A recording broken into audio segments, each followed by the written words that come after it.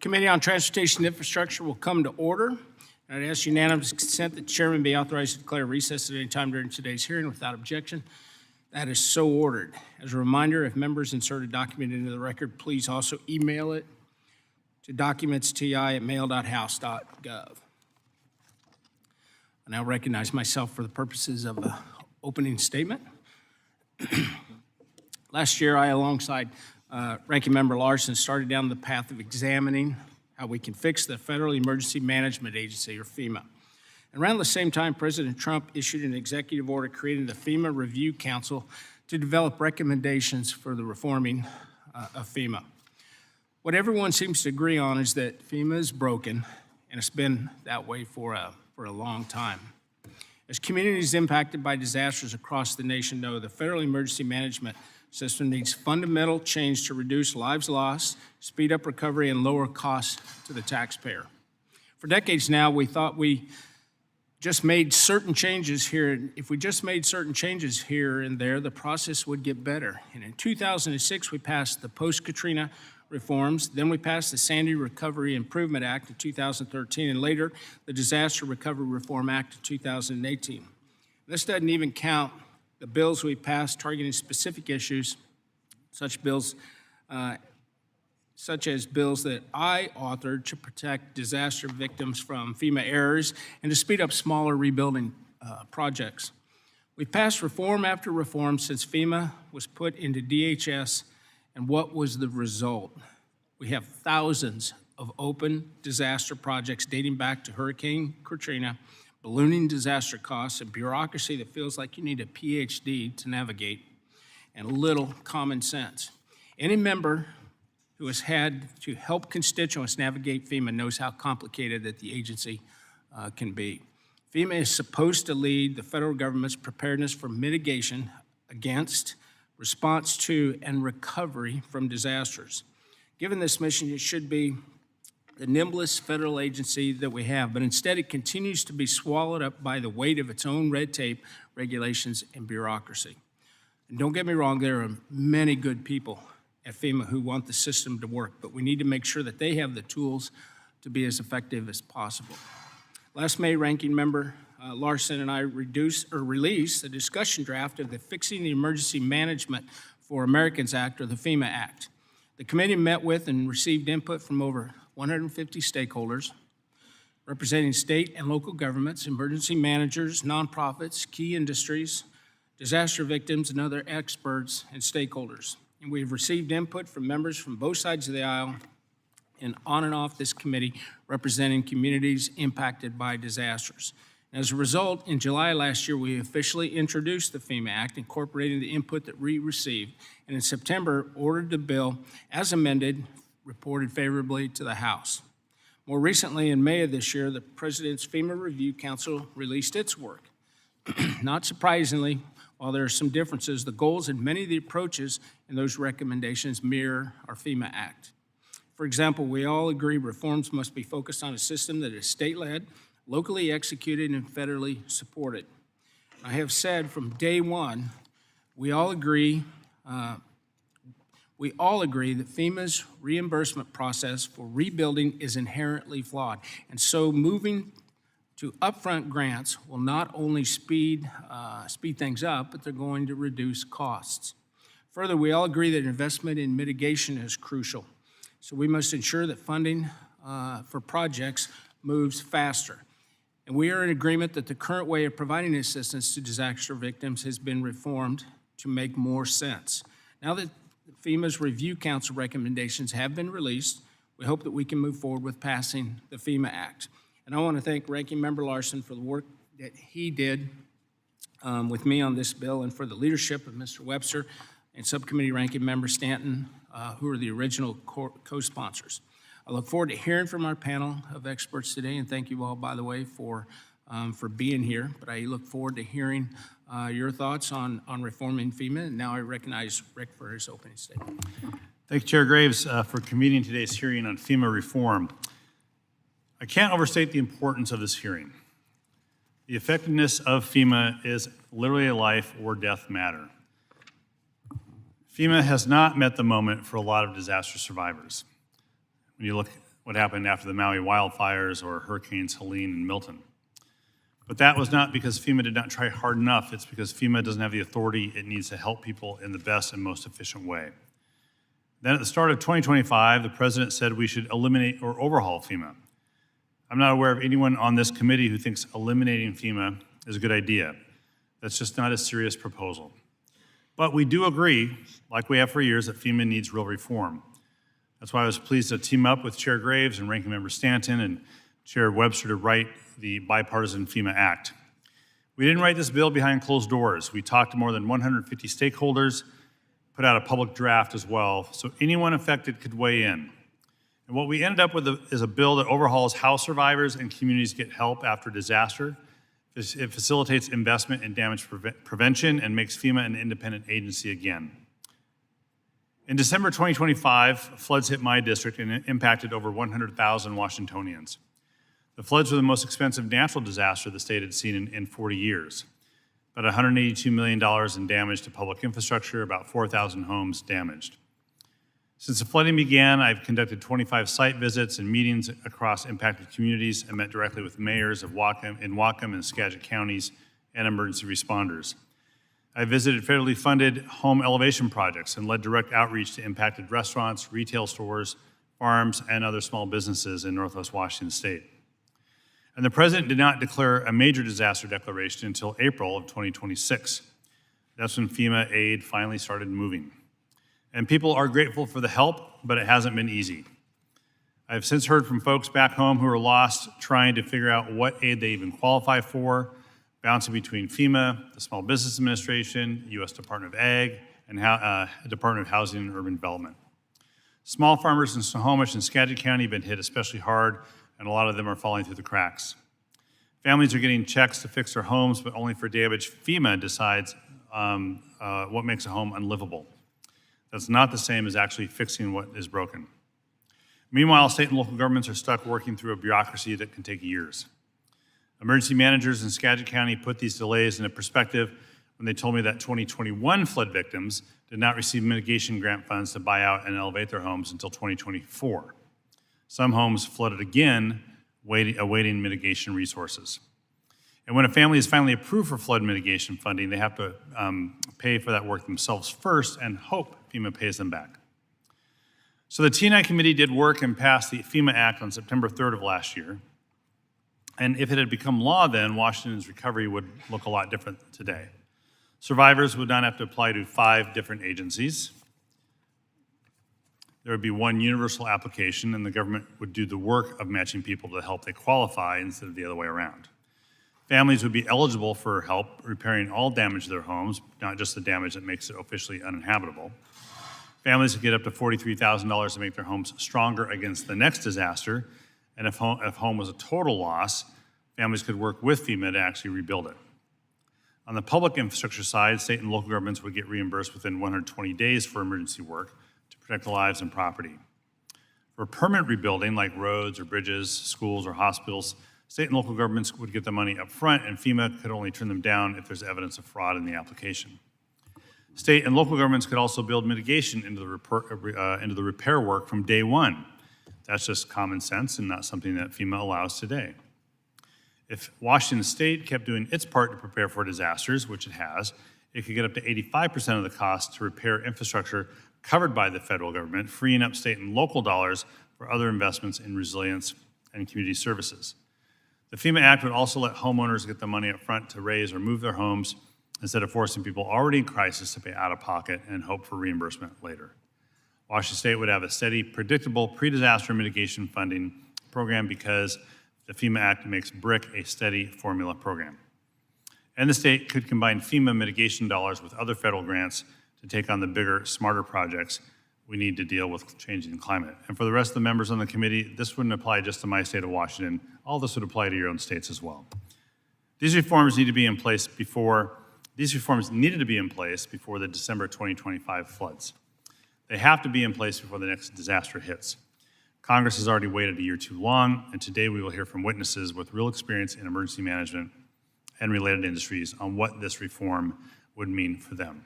So I want to thank you all for being here and look forward to your testimony. With that, yield back. Again, want to thank you all for being here. I briefly want to take a moment to explain our lighting system. So green means go, yellow means you're running out of time, and red means please conclude your remarks. With that, I'd ask unanimous consent that the witness's full statements be included in the record, and without objection, that is so ordered. I'd ask unanimous consent that the record of today's hearing remain open until such time as our witnesses have provided answers to any questions that may have been submitted to them in writing. Without objection, that is so ordered. I'd also ask unanimous consent that the record remain open for 15 days for any additional comments and information submitted by members or witnesses to be included in the record of today's hearing. And without objection, that is so ordered. As your written testimony has been made a part of the record, the committee asks that you limit your oral remarks to 5 minutes, if you would. And with that, Mr. Fugate, who's the former FAA administrator, you're recognized. Mr. Chairman Graves and Ranking Member Larson's members of committees, thanks for having me here. It's always fun to testify when you're not a government official. Nobody screened my testimony, nobody gave me talking points, and I generally ignored that. I want to be clear about this. This bill addresses concerns and issues I faced at FEMA. What's interesting is, Mr. Chairman, most of what you're proposing to do, with a couple exceptions, FEMA could always do. Because I always ask my attorneys, if it ain't illegal, why can't we do it? Well, we have policy against it. You know, there's nothing in the Stafford Act that says you can't pick up debris on private property. That's policy. We should not be duplicating what local and state governments would not normally do, so private roads and other things. But faced with the tornadoes in Joplin and Tuscaloosa, where I had debris fields that nobody could figure out whose house was on whose lot, and that by making everybody move it to the curb, we were going to not address the key issue, which was not picking up debris. It was about getting housing back. I had to go to the president and have him overrule OMB, because everybody blames FEMA. Trust me, there are many spoons in this pot. And OMB said you should not be picking up debris on private property. You should make them resolve their insurance claims to determine what the insurance would pay so we don't duplicate the benefit. Could you imagine doing that lot by lot if you ever saw the images of Joplin after an F5 tornado went and tore the heart out of that urban area? So we picked up debris on private property because the Stafford Act says it's not illegal. That was a policy decision. Being able to do estimates, you gave us that authority in Superstorm Sandy. We used it. Here's the situation. Vermont had a state building that flooded, but it didn't reach the magic threshold of 50%. So FEMA's policy was, we'll fix it where it stands. The state says, that doesn't make sense. It flooded. We need to move it. FEMA says, well, if you move it, you're going to get less money because we only pay actual cost. When you gave us the ability to do an estimate, we were able to go in, and Senator Leahy was very pleased with this. We negotiated with the state, we determined what the federal share, and again, this is the federal taxpayer's money. It's never been FEMA's money. The federal taxpayer would pay for the damages that were eligible in the full amount up front, and now the state could take the remaining part of moving it and do it, and they were successful. We were able to resolve the Water and Sewage Board in New Orleans, which we were doing by each mile, estimating what was pre-existing, caused by Katrina, and caused by deferred maintenance. We would have never been done. We used the estimate. We came up with a solution of using an engineering firm to come up with a methodology that both the state and FEMA agreed to. The IG reviewed it, Corps of Engineers reviewed it, and we were able to make a settlement and resolve that my last year at FEMA. An earthquake takes seconds. The paperwork shouldn't take decades. That's our situation. But the one thing in this bill I really want to point out, because it gets to some questions people have about insurance and other things, this committee doesn't have jurisdiction over insurance, and FEMA can't fix the insurance crisis we're facing. More and more people are underinsured or not able to get insurance. But giving FEMA the authority to repair homes, to get them back in the state where people can move back in is key. Because up until this point, we only had authority to shelter people. And trust me, we had bent ourselves into pretzels figuring out how to get people back in their homes under shelter authority. Because it's much cheaper to put somebody back in their home, even if it's $80,000 in repair, than to pay $300 to $400 a night for a hotel room in New York in Superstorm Sandy. It saved the public money, but we never had clear authority to do permanent repairs. HUD's got it, but that program took too long to get there.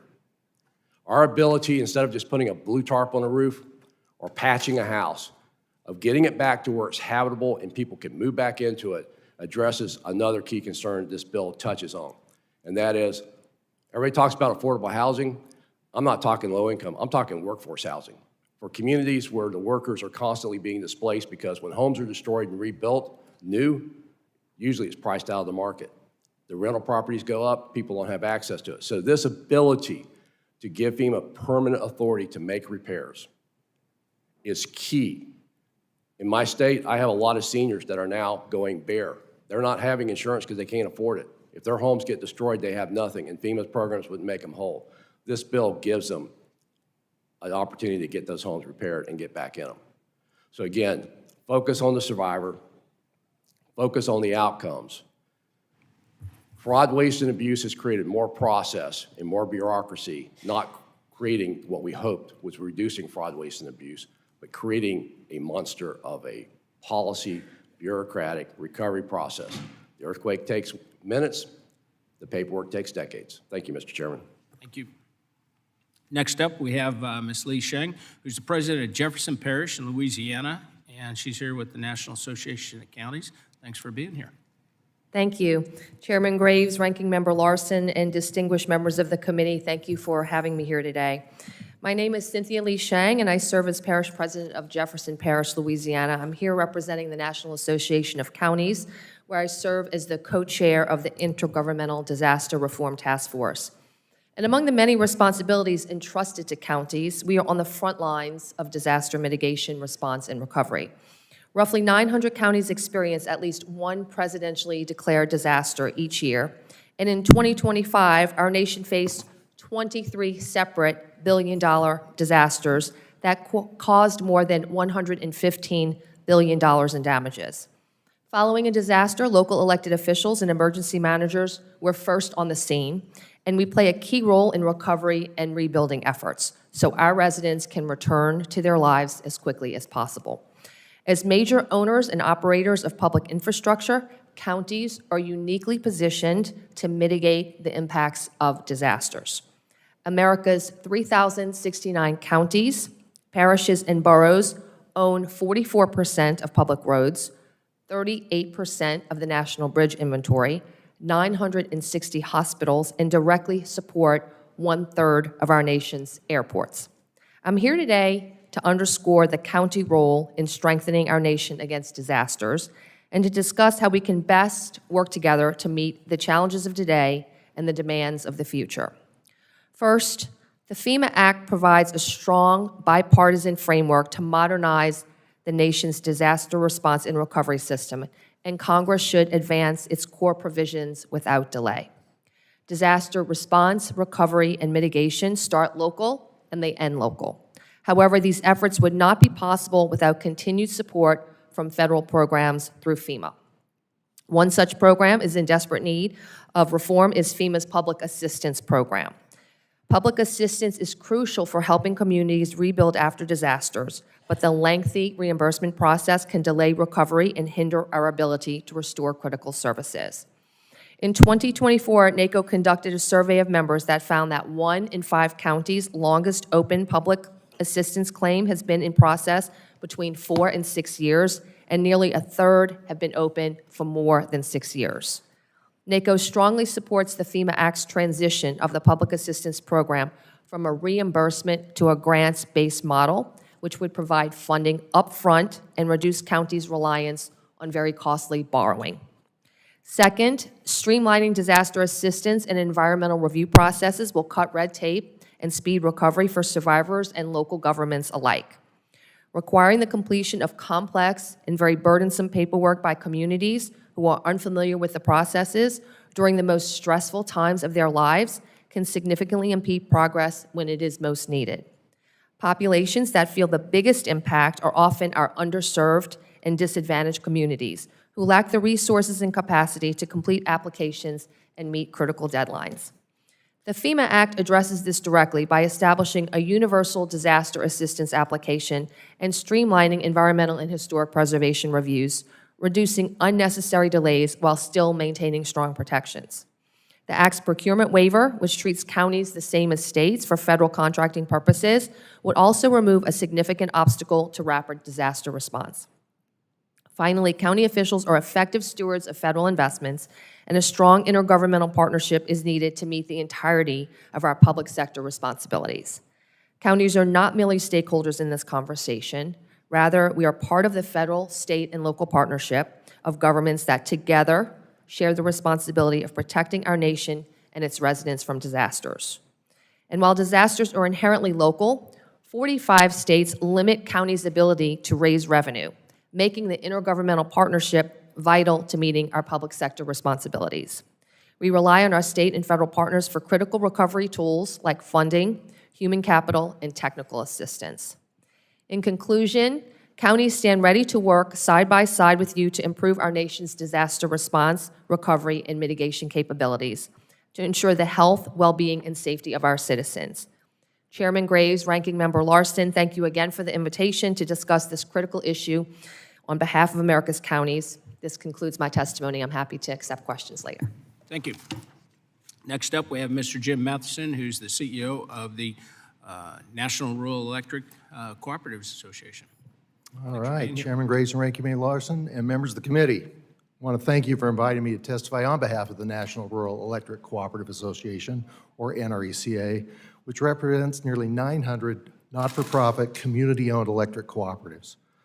Electric cooperatives operate in 48 states. We power 42 million people across 56% of the nation's landscape, including much of America's agricultural economy.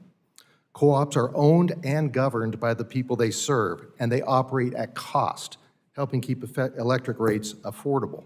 And that affordability is especially important because electric cooperatives serve 92% of the persistent poverty counties in the country. So I appreciate the opportunity to discuss the vital relationship between FEMA and America's electric cooperatives and explain why NRECA strongly supports passage of the bipartisan Fixing Emergency Management for Americans, or FEMA Act. FEMA's public assistance program is a lifeline for electric cooperatives after natural disasters. Every year, co-ops lose poles, transformers, power lines, substations, and other critical infrastructure to ice storms, tornadoes, floods, hurricanes, wildfires, and other events. Nearly half of electric cooperatives have received FEMA public assistance since 2020. And because co-ops operate at cost, major recovery expenses cannot be absorbed through excess margins. Without federal support, those costs flow directly to rural families, farmers, and businesses through higher electric bills. And on average, electric cooperatives serve only 8 customers per mile, compared to 32 for other utilities. So FEMA assistance helps ensure that sparsely populated rural communities are not left to shoulder enormous recovery costs alone. But this is not just a rural issue. 433 of the 435 congressional districts have had a major disaster declaration in the past 15 years. While the FEMA co-op partnership is essential, it can work better. Funding approvals involving FEMA and state coordination often take years. Paperwork requirements are overly complex, and rules and interpretations vary by region. These delays slow recovery, strain rural systems, prolong outages, and increase costs for consumer members already facing tight budgets. NRECA strongly supports the FEMA Act because it offers specific, practical solutions to these problems. The bill includes reforms that are aligned with NRECA's 5 FEMA reform priorities that would make FEMA faster, more transparent, and more effective for cooperatives and the communities that depend on reliable and affordable electricity. First, the FEMA Act would better account for localized but costly rural damage. Many co-ops serve remote, sparsely populated areas where catastrophic storms may not meet state or county thresholds for disaster declarations, leaving consumer members to bear the full cost of rebuilding. Second, the bill would reduce the time required to receive public assistance. For emergency work, it would establish a 120-day reimbursement timeline so co-ops can restore power and remove debris without facing years of uncertainty. And for permanent work, it would create a streamlined upfront approval process for long-term repairs to critical electric infrastructure. Third, the bill also directs FEMA to reimburse loan interest when co-ops must borrow to rebuild while awaiting reimbursement, including for past storms, helping prevent financing costs from being passed on to our consumer members. Fourth, the FEMA Act would help co-ops rebuild stronger and more resilient systems. Hazard mitigation funds allow utilities to strategically harden or move infrastructure rather than simply replace what was damaged. And finally, the bill adds protections against costly FEMA de-obligations. Electric co-ops have a strong record of stewardship of taxpayer dollars, but arbitrary clawbacks years after a storm create uncertainty and they threaten affordability. NRECA greatly appreciates the committee's bipartisan work to include these 5 reforms in the FEMA Act. Rural America deserves a FEMA that's fast, transparent, and effective, and Congress should pass the FEMA Act quickly so rural families, farmers, and businesses are not left behind when the next disaster hits. Thank you, and I welcome your questions. Thank you. Next up, we have Mr. Brian Waller, who is the Vice President of Shelter Mutual Insurance Company, headquartered in Missouri, I might add. And he's here on behalf of the National Association of Mutual Insurance Companies. Thanks for being here. Chairman Graves, Ranking Member Larson, and members of the committee, thank you for the opportunity to testify. As you heard, my name is Brian Waller. I'm Vice President of External Relations at Shelter Insurance based out of Columbia, Missouri. I appear today on behalf of the National Association of Mutual Insurance Companies, or NAMIC.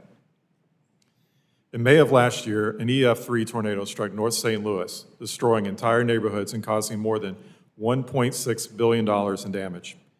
FEMA officials have called the residential damage the largest scale the agency has seen since the Joplin, Missouri tornado in 2011, which remains the costliest single tornado in U.S. history. For affected communities and victims in this and hundreds of other open declared disasters, FEMA is not just an idea, it is a lifeline. For Shelter and our fellow insurers, FEMA at its best is a trusted partner helping policyholders both before and after the storm. Unfortunately, more than a year after this storm, there is still much debris to be removed in North St. Louis, and we know that FEMA of recent years can do a better job serving the American people. Backlogs, delays, and duplicative processes have led to confusion and severe reputational harm at an agency that Americans need to know they can count on when disaster strikes. Secretary Mullen has taken important steps to correct the agency's course, and the President's FEMA Review Council has put forth thoughtful recommendations. However, legislative action is needed for lasting transformation, so we ask Congress to prioritize a more accountable and effective FEMA. I'm proud to be here today on behalf of the insurance industry to advocate for a reimagined FEMA that is committed to investing in mitigation before the storm, a simpler survivor experience, and accountability for results. The FEMA Act of 2025 that this committee overwhelmingly passed would accomplish these goals. NAMIC was pleased to endorse this legislation when it passed the committee in September and believe it a significant step in the right direction. Emergency management is most effective when all stakeholders are laser focused on helping affected communities by bending the risk curve before and after storms. The insurance industry has a long history of working to advance solutions that reduce risk to our nation's housing and infrastructure by promoting investment to harden homes and communities against increasingly severe weather. A reimagined FEMA should likewise prioritize preparedness, building and rebuilding more resiliently, emphasizing common sense and cost-effective practices, encouraging up-to-date building codes, and bolstering retrofit programs to improve our existing housing stock and infrastructure. When disaster strikes, a reimagined FEMA should be focused on the experience of victims. No American should be left in limbo for weeks, months, or even years over inconsistent paperwork, requirements, especially after losing everything to a natural disaster. The FEMA Act contains practical and common sense solutions to many of the most pressing challenges facing the agency and American taxpayers. 6 particularly notable are restructuring and improving pre-disaster mitigation programs and establishing a formal process for peer-to-peer review, establishing a task force to address the backlog of open disasters, reducing impediments to prompt and effective debris removal, expediting permanent repair to public infrastructure, streamlining permitting and application processes, most importantly, creating a universal disaster application for survivors, and numerous GAO reports to ensure continued accountability. We all know that when it comes to natural disasters, it's a case of when, not if. But as noted at the outset, your actions regarding the future of this agency will have effects that provide meaningful help to Americans in need for years to come. We commend your leadership on these reforms. It has been said that emergency management works best when it is state-led, locally executed, and federally supported. We believe the FEMA Act will strengthen those partnerships between federal, state, and local governments, as well as other stakeholders, all in the interest of better serving taxpayers. The final report from the President's FEMA Review Council appropriately identified the need for legislation to implement many of its recommendations, and the FEMA Act tackles most of the issues outlined in that report. As this committee works with the House leadership, the Senate, the administration, and other stakeholders toward a final legislative product, we encourage swift action and urge the House leadership to bring the FEMA Act to the floor for passage in this Congress. I thank you for your time, and I look forward to answering your questions. Next up, we have Mr. Chuck Jadovitz, and he is the Vice President, or one of the Vice Presidents, of the United States Chamber of Commerce. Thanks for being here. Chairman Graves, Ranking Member Larson, and members of the committee, thank you for the opportunity to testify today. I am Chuck Jadovitz, Vice President for Environmental Affairs and Sustainability at the U.S. Chamber of Commerce. I appreciate the committee's bipartisan work on the FEMA Act, and am pleased to be here alongside Chamber members and coalition partners who share a common goal: building smart, modern, resilient infrastructure so America is better prepared before the next crisis hits. The Chamber's message today is straightforward. Preparedness is pro-growth, and House action to pass the FEMA Act in short order is important in furthering progress. At the Chamber, our growth and opportunity imperative calls on policymakers to embrace a national goal of at least 3% annual real economic growth. Sustained 3% growth means higher wages, more jobs, stronger communities, greater competitiveness, and more opportunity for American families and businesses. It should also be a test for public policy. Policies that support growth should be advanced, and policies that do not should be rethought. Preparedness passes that test. A strong economy cannot be built on fragile foundations. Businesses cannot invest, hire, or serve the communities when roads are washed out, power is down, and local governments are forced to shift scarce resources from growth to recovery. Chamber research with Allstate and the U.S. Chamber of Commerce Foundation found that for every dollar invested into disaster preparedness, there are $13 in reduced losses and economic savings. A follow-on report showed the cost of inaction. Every dollar not invested in resilience today can cost communities up to $33 in future economic activity. The lesson is simple. We can pay less before disasters happen, or we can pay far more after they do. The FEMA Act moves our nation in the right direction by reinforcing preparedness and pre-disaster mitigation as central elements of national resilience. It recognizes that communities need predictable resources and stronger partnerships to reduce risk before disaster strikes. We need all the tools in the resilience toolbox to succeed. The Chamber supports a system that is locally driven, state managed, and federally supported. State and local leaders like President Lee Shang know their communities best, but empowering local leadership cannot mean weakening the federal role. A strong federal partner is essential to provide consistent funding, coordination across jurisdictions, and support for reducing risks that exceed local capacity. Pre-disaster mitigation must remain at the center of our shared priorities to modernize FEMA. The FEMA Act's formula-based approach offers a promising path forward to reliable funding for preparedness. The Chamber also supports the improvements made in the bill that make existing programs more practical and easier to use. Hazard mitigation programs should be strengthened. Too many communities face complex applications, burdensome requirements, and limited staff capacity. The FEMA Act makes important progress by allowing funding sources to be combined, supporting project consolidation, and improving permitting and environmental review. Speed and certainty matter in disasters. Finally, resilience is directly tied to housing affordability and family wealth. For many Americans, a home is often their largest asset. As Mr. Fugate said, when disaster destroys housing, families lose savings, workers are displaced, and employers face hiring challenges. Building and preserving more resilient and affordable housing protects families and strengthens local economies. Mr. Chairman, Ranking Member Larson, and members of the committee, Congress has a choice: continuing paying more after disasters or invest smarter before they happen. The Chamber urges the House to pass the FEMA Act as soon as possible and preserve its focus on pre-disaster mitigation and public-private coordination. It will save lives and property. Resilience is not just good public policy, it's an economic imperative. Thank you for the opportunity to testify. I'm happy to answer questions. Thanks, everyone, for your testimony. We're now going to turn to questions, and I'm going to start off with Rick.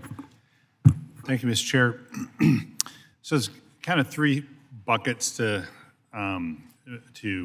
disaster. There's the pre-disaster mitigation bit, there's the immediate response bit, and then there's recovery and longer-term recovery bit, those three parts. The administration seems to want to focus strictly on, we'll help you with immediate response, but we're not going to really help on long-term recovery, and for Pete's sake, we don't want to help at all to help you build resiliently so that the impact of a disaster is less than what it could have been. What we try to do with the FEMA Act is say, no, all three parts need to exist, but we need to change. We need to change how we get that done, and that's been kind of the focus and the push here for the FEMA Act. Still, we have problems, and so I wanted to ask Mr. Fugate. This is the first question. FEMA is allowed to award up to $43,600 to survivors for home repair after disaster. The average award is about $4,000. Why is the average award such a small portion of what could be the maximum award in your experience? It's based upon need, and that's a policy decision. I think this is one of the things that is clear in the Stafford Act when it was written. It was never intended to make families whole, and it was never intended to supplant the need for insurance. It was a safety net program. But as we've seen the crisis in insurance, where more and more people are uninsured, not able to afford insurance, renters don't generally have insurance. The program is based upon what we can determine when we go out there and assess them against the CFR, which is the regulations that were written to support this. And so many people hear the top number and assume that's what they're going to get and don't understand it's based upon actual losses in need. I would argue that that's semantics. The reality is, even if they got the full amount, it ain't going to make them whole. And I think that's one of the things to re-examine when we're talking about the survivors, is what exactly is the money supposed to do? Is it to make them whole? Is it to get them back in a home? Is it to provide housing assistance? I mean, think about it. We do temporary housing assistance. We'll spend $300,000 putting a trailer in there for 18 months. We could have rebuilt many homes for that. Maybe not with the granite countertops, but we could have done a good job. But I think this is one of the things you always run into is the friction. And this is within Congress. They don't want to reward people. They want to keep the cost minimal. They think they should be insured. And then the bureaucrats are stuck between one side that wants to make them whole and another side that wants to say it was their decision, their responsibility, they should have had insurance. And the bureaucrats have to figure that out. So yeah, sometimes we don't do a good job of it. But we're also dealing with, in many cases, the extremes. We shouldn't be paying and creating a hazard where people don't have insurance. But when Tom Ridge wrote the Stafford Act, most homes were insured. Most governments insured their fire stations. Today, very few governments are insured. They're self-insured, so the taxpayer pays for that loss. And increasingly, people cannot afford or get insurance. I'm from Florida. I know what it's costing. And I live in the interior of the state, and I know what it's costing. So I think a model that was based upon insurance, this bill, I mean, if nothing else, just being able to do the repairs.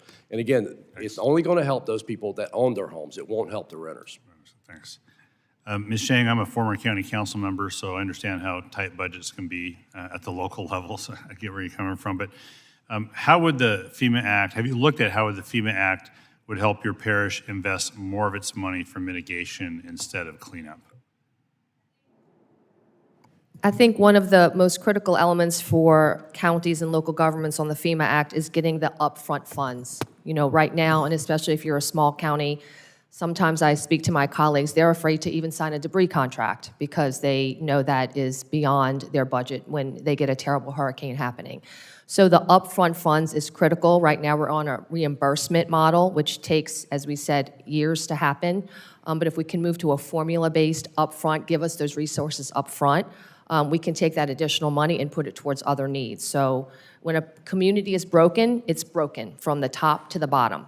We have to start with clearing debris out of roads, families aren't in homes, schools are damaged. It is overwhelming amount of loss that we're facing at the local level. And then another disaster on top of that is the financial disaster and the budgetary disaster that we face that you don't see. It's not on the television cameras, but it is very real to local governments, is not having the resources there. So the upfront payment for the assistance is very, very critical in this act for local governments. Thank you. Thank you, Mr. Chair. Mr. Rizzo. Thank you, Mr. Chairman, and thank you for all our witnesses for being here today. I really appreciate it. As a native of the Mississippi Gulf Coast, I've seen firsthand in my former life as a law enforcement officer and local official how hurricanes, floods, and severe storms can be. Our communities are resilient, but they shouldn't have to spend years fighting federal bureaucracy to survive a disaster. Unfortunately, that's exactly what I've seen more than 2 decades after Hurricane Katrina. Communities in my district are still waiting on FEMA to complete projects and deliver on recovery commitments. And I know that they're not the only ones in this country. This is just something we've got to get past. It's unacceptable. Disaster survivors and local governments should not have to wait decades for the federal government to act. Time and again, we hear of the same complaints from local officials, emergency managers, and families trying to rebuild. FEMA takes too long to make decisions, too long to process applications, and too long to get communities the assistance Congress wants to give them. Delays drive up costs, slow recovery, and leave communities stuck in limbo. The problem isn't just that FEMA lacks the authority, it's that the system has become weighed down by unnecessary regulations, guidance, and paperwork. When disasters strike, we need an agency that can move at the speed of emergency, not at the speed of Washington. I'm encouraged by the efforts of the Streamline and with all of you here today in FEMA's process to reduce unnecessary bureaucracy and empower states and local communities to lead recovery with strong federal support. Those closest to the disaster know what their communities need, and FEMA should be a partner, not an obstacle. I look forward to hearing from our witnesses about practical reforms that will hasten recovery, improve accountability, and ensure disaster assistance reaches our communities faster. Mr. Fugate, in South Mississippi, we still have communities waiting on FEMA-related projects from Hurricane Katrina, which hit us back in 2005. From your perspective, sir, what are the biggest bureaucratic obstacles that keep projects open for so long? And what reforms should make the biggest difference in getting these projects completed? Well, it may sound flippant, but the biggest issue is preventing fraud, waste, and abuse. You know, all these regulations you hate, they came about because the IG found something and cited it and said, we got to take the money back. So you got to accept more risk for fraud and waste, because what we're doing to prevent fraud and waste is costing us a fortune, and it's not saving money. That's why I really appreciate the idea in this bill that we quit doing actual costs and just do estimates. Because I can go in there, and if you got a fire station and it got destroyed and you don't have insurance, if you had insurance, you'd have gone and got an insurance adjuster, you'd have gotten your money, and you'd been paid. 30 to 60 days, you're done. That's what this bill does. Good. It gets away from doing actual costs, project worksheets, versioning. I didn't know you could version a worksheet, all in the name of only paying the actual cost for the federal taxpayer. Well, all that's costing the taxpayer a fortune to administer it. Just get, and this is the other thing, half the stuff that people say FEMA can't do, I did. Mitch Landry was all upset after one of the hurricanes because he was going to have to borrow money to make payroll. I said, well, we'll give you the money. You can't do that. I said, yeah, we can do an estimate. You know that FEMA can estimate debris and emergency cost and get the money there? We did it in 30 days. Thank you. So what this bill does is it gives that authority in writing, and it eliminates actual cost and makes it all. Debris, we should be doing debris as an estimate, not by the cubic yard or the lot. That's it. Give you the money, let you pick it up, make the decision. Thank you. Ms. Shang, as a local official in Louisiana, next to me, you've worked hard directly with FEMA and after disasters. What parts of the FEMA process create the most delays for your local government? I think similar to what Mr. Fugate is discussing, the initial process in trying to estimate things takes a lot of staff capacity that we can manage okay in Jefferson Parish. We happen to be the largest parish in the state, but for some smaller counties, they just don't have the staff, they don't have the expertise to navigate through some of these application processes. And I think when we just make it much more simpler and have the rules on a formula-based, I think that will greatly help local capacity to be able to navigate these issues. And most all local officials and people, they just want to get back to life. And, anything that we can do to help, that's exactly what we want to do. And I want to be a part of the solution, not the problem. So thank you all for those Thank you. good answers. Thank you. Mr. Garamendi.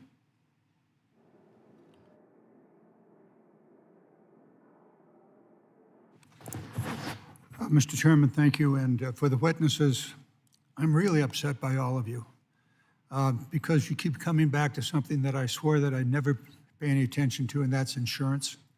I spent 8 years of my life as the insurance commissioner in California, and the connection between the FEMA programs that you've been discussing and the insurance problems are so severe that we have to deal with both of them.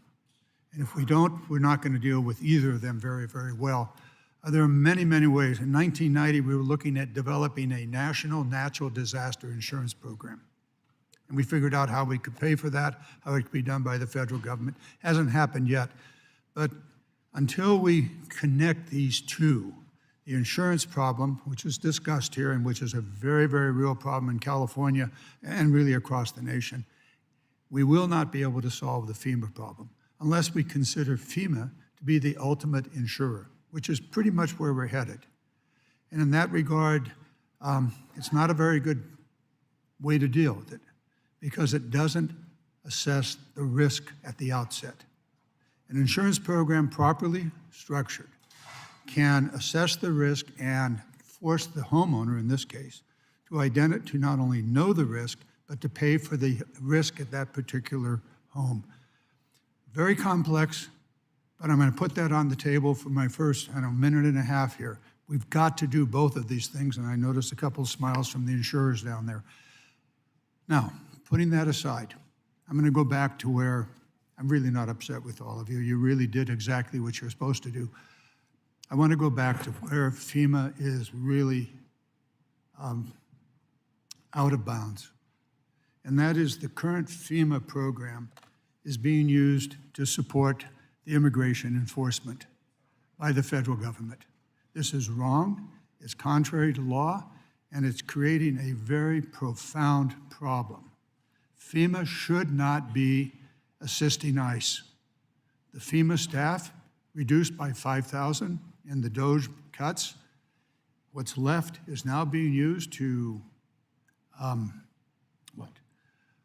run the detention facilities, now being used to set up the programs for the ICE agents to do a raid now in Maine and wherever else around the nation. This is wrong. It's contrary to law. And this committee has the responsibility of holding the Trump administration accountable for the misuse of FEMA and use of FEMA to carry out the various programs that the president wants on immigration enforcement. It's not that the immigration enforcement effort is short of money.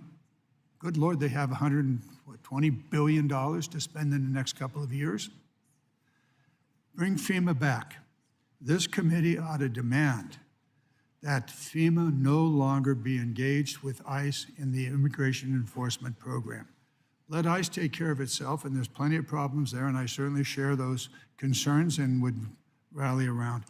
The second thing is the politicization of FEMA. It's been reported, most recently in Politico on the 7th of this month, that the Trump administration has singled out states that are Republican-run, Republican senators, Republican governors, and provided them with immediate assistance.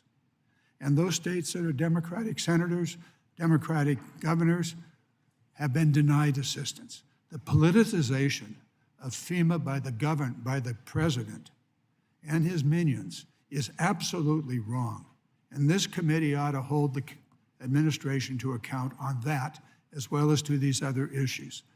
It's got to stop. Now, I'd be happy to discuss with anybody here the insurance issues and how we might be able to deal with that, but that's offline, and come to my office and I'll give you ideas that date back 30 years on how to deal with it. But the politicization and the misuse of FEMA by this administration is wrong, it is illegal, and this committee has to hold the president and his programs to account. With that, Mr. Chairman, I beg you to do that, to force the administration to come here and to testify under oath how they are abusing FEMA in carrying out their immigration programs. I yield back. Mr. Webster. Thank you, Mr. Chairman. Mr. Matheson, what is pre-staging or pre-positioning, and why is it critical for those activities to happen when performing or getting ready to perform utilities during storm activities? And why hasn't FEMA been willing to reimburse that? Pre-positioning is where we know a hurricane or a storm's coming, and our job is to get the lights on as fast as we can. And often what you want to do is you want to move crews into areas so they're ready to go right when the storm passes, so we can start restoration work as soon as possible. It's part of a process where utilities, the electric cooperatives, have what's called mutual assistant, where we bring line workers in from all over the country to go to these places where these natural disasters are happening. And if we can pre-position in advance, we can get the lights on that much sooner. And for all the other impacts of a natural disaster, having the lights back on is very helpful for dealing with all the other damage assessment and all the other recovery work that has to take place. So pre-positioning gives us a leg up in terms of getting the lights on faster, and it should be a part of the reimbursement program at FEMA. This legislation, we believe, puts it in a position to make that happen. I think it's a legitimate part of how we do disaster recovery. I'm really glad you raised the issue, because pre-positioning is a critical part of how we get the lights on as timely as we can. Very much. So, parametric modeling, what is it? How does it work? I may not be the expert on parametric modeling, but that was one of the recommendations of the President's Review Council. We have concerns with that. We have concerns about an arbitrary model that may not be reflecting what is actual damage on the ground. That's the way we ought to be looking at damage. And we have situations where wind speed may not be where it triggers the model to say, okay, that qualifies reimbursement, but you may have a combination of wind and flooding that creates huge damage to the electric infrastructure, and we're gonna have some model that says, nope, doesn't qualify, you're out. That doesn't make sense to us, and that's not in the FEMA Act, but it is in the Review Commission's report, and we have concerns with that because we think it's going to create arbitrary situations where damage that should be subject to FEMA reimbursement is denied because of that model. So there are some states that use it at the local level when they're considering reimbursements for natural disasters. But why is it controversial? Because when you take a model that says based on X amount of miles per hour wind speed, and that's going to trigger whether or not the disaster is eligible for recovery or not, that doesn't necessarily reflect what happens to a power line, though a power line magically falls when it's 51 miles an hour and doesn't at 49 miles an hour. That's the problem with this model. Actual damage is how we should be making these decisions, not based on some model with some standard of what the wind speed was to say, okay, that's why you should pay for the disaster. How would it affect rural electrics or even electric co-ops and municipal utilities?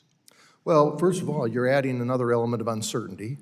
You may very well put electric cooperatives in a position where there's significant damage, but the model says, nope, doesn't qualify, and we're left, as I said in my opening statement, shouldering the burden where we are at-cost utilities representing 92% of the persistent poverty counties in America. We don't have shareholders to fall back on, and we have very sparsely populated areas. So you have several miles of electric line, but not many people to spread that cost across because we're in these sparsely populated areas. That's why we're eligible for FEMA participation in the first place. That's what Congress decided decades ago.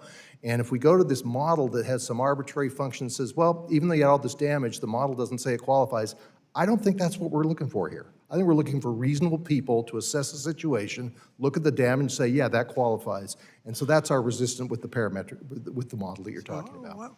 Well, what other additional FEMA reforms could be included beyond just expediting reimbursements?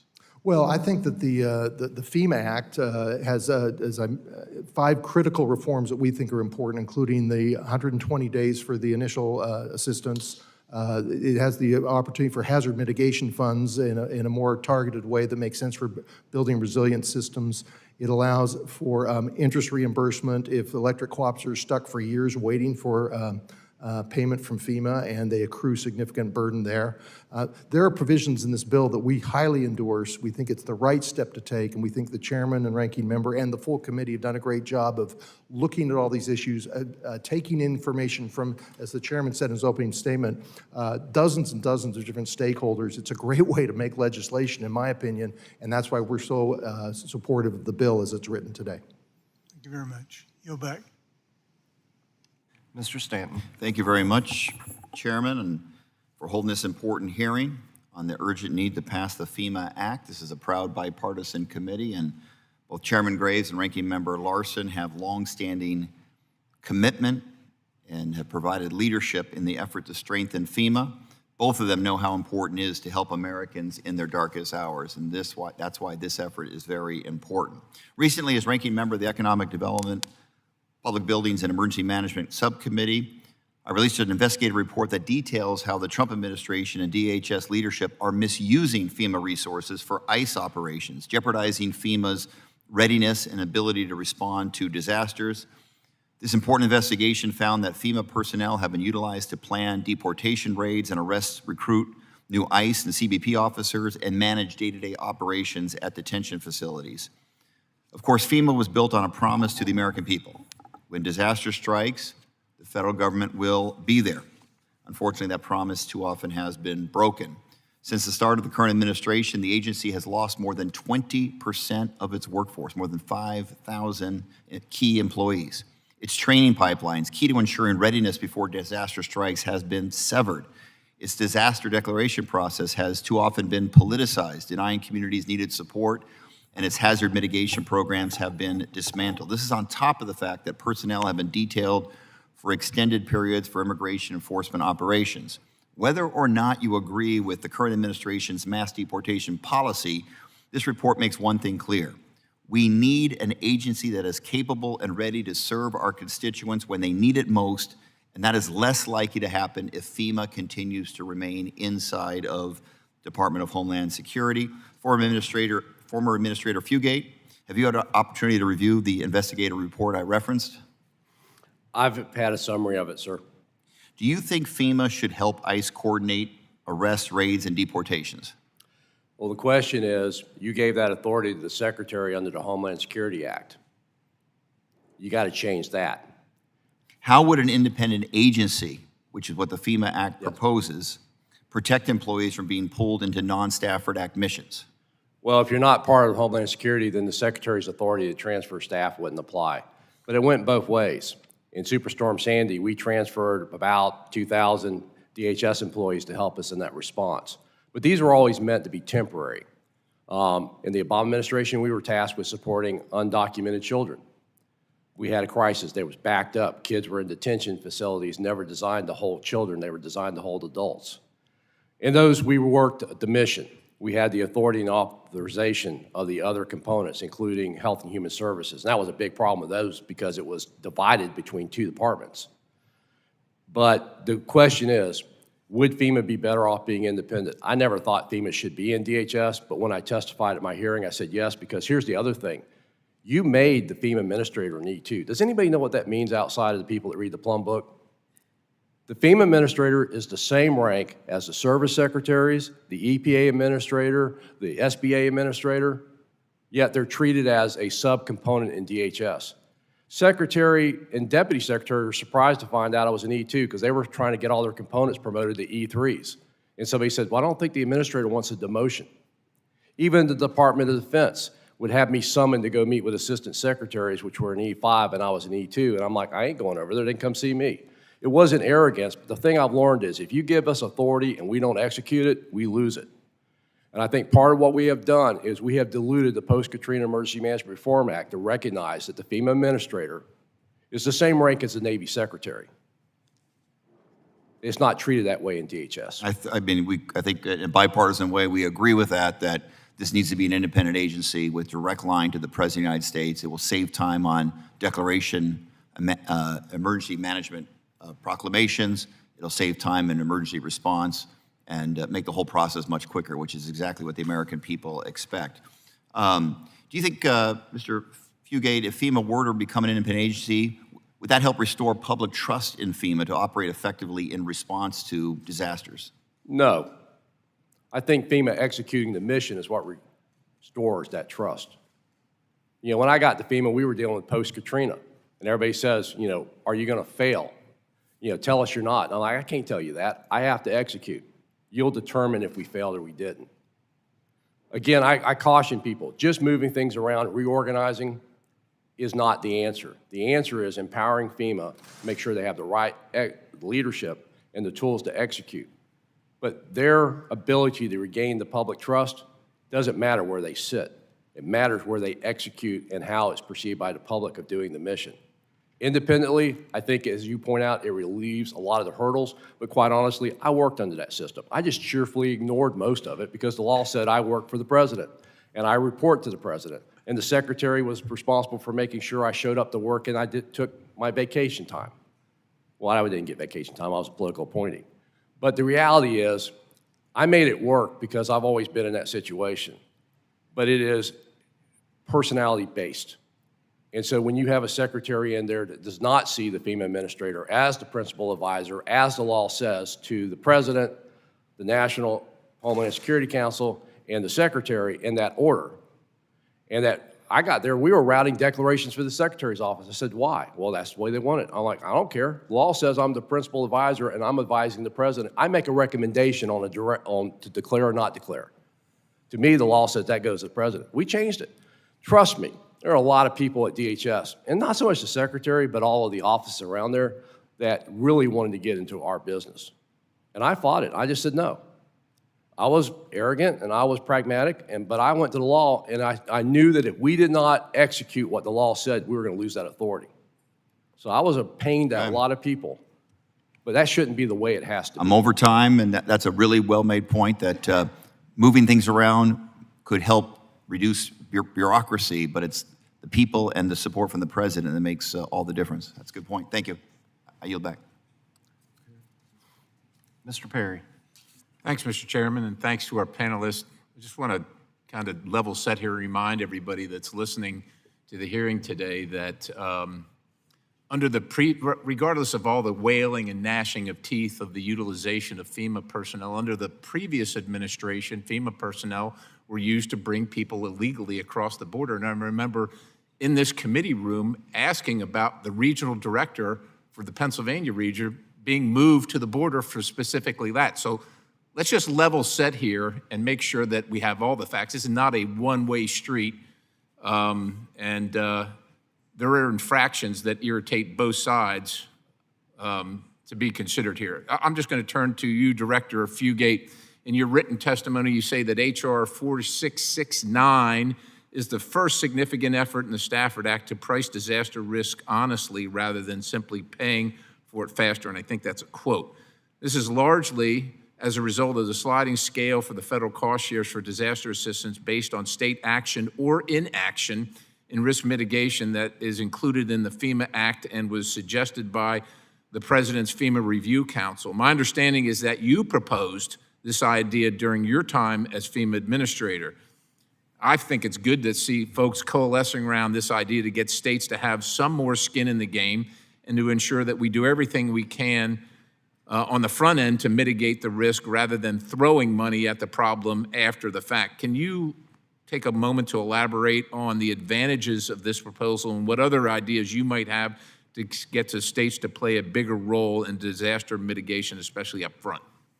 Well, I'm going to take advantage since we have the International Code Council here is states that have strong building codes and build for the environment have less losses. States that don't have strong building codes, and everybody says, well, it's red tape, but we know that the stronger it is, and this comes from the state of Alabama. The more you invest, and they use a program that the Institute of Business Home Safety does, Fortify, where they build above the code. The homes have done better, and they've documented it, and it saves them money. But I always want to remember, this ain't FEMA's money. This is the taxpayers' money. Why should the taxpayer continue to pay for the state and local governments who are making decisions to grow risk, and there's no containment? Well, I agree with you. As a matter of fact, why should any government pay? I mean, what incentive do people have to buy insurance if the federal government's going to rush in and pay for everything that happens under the sun, whether it gets too hot, it gets too cold, the water rises, the wind blows? I mean, that's the attitude these days. And that's the challenge. That's why, again, when Tom Ridge wrote this, it was based upon insurance was the primary model. Local governments insured their buildings. Most of the public had insurance. We have an insurance crisis. We're going to have to navigate that. But by using a sliding scale that says, right now it's like, I win the lottery. If I get to that magical threshold, I get 75% of all my costs back to the first dollar. Do you know any insurance policy that doesn't have a deductible? Right. Exactly. So if you get to that magic threshold, you get it all there. Bad behavior.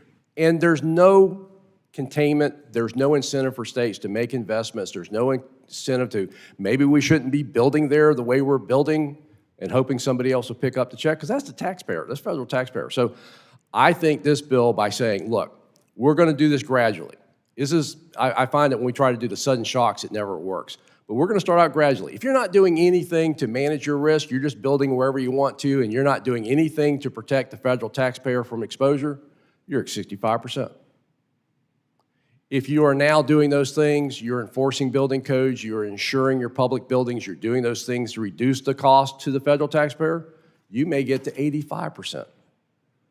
That's the first time we've incentivized reducing the cost to the federal taxpayer by before the disaster, not waiting for somebody else to pay for it, but taking the actions to build and manage their risk without necessarily depending upon the federal government as the first payee. I appreciate it, and with little time I have, we talked, and I think I know your position on separating FEMA from the Department of Homeland, but can you speak to the importance of having an independent inspector general to keep FEMA honest about its efficiency and effectiveness? Sure. Well, I think an independent IG, it depends on what you want them to look at. Separating FEMA, having the IG, it's a symbiotic relationship. If it's an accounting error, I agree with the IG. But one of the things you got to remember the IG does is they look at policies. And most of the time when they say FEMA takes the money back, it ain't FEMA. It's the IG finding FEMA didn't find policy and they should take the money back. Those clawbacks that are devastating. So I think if you're going to have an independent IG, you need to make sure they're not the IG for a standard agency. They're going to have to assume that there's more risk being made to get money out the door and that we're not running an accounting business. We're in the business of helping communities recover. So if you're going to do an independent IG, they're going to have different rules of engagement. That's fine, but I mean, yeah, you get the money out the door, but that doesn't mean that just because we're getting the money out the door because there's a disaster that we just throw money away and accept that as No, sir. That's the cost of doing But business. I think this is the common issue.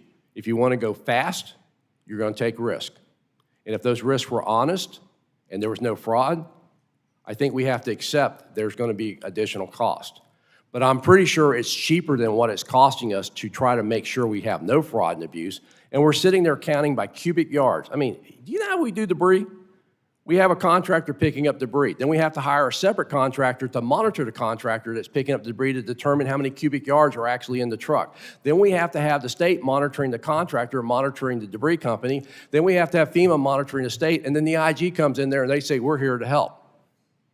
It would be a lot cheaper just to do an estimate and be off 5% either way and get it done, and we'd save money because we wouldn't be doing all the overhead. You. Ms. Strickland. Thank you, Chairman Perry and Ranking Member Stanton, for holding this hearing, and thank you to Administrator Fugate for your unapologetic candor about what needs to be done to improve FEMA. I want to shift gears a bit and talk about FEMA's non-disaster grant programs. Part of FEMA's mission is to prevent and respond to imminent, threatened, or actual acts of terrorism.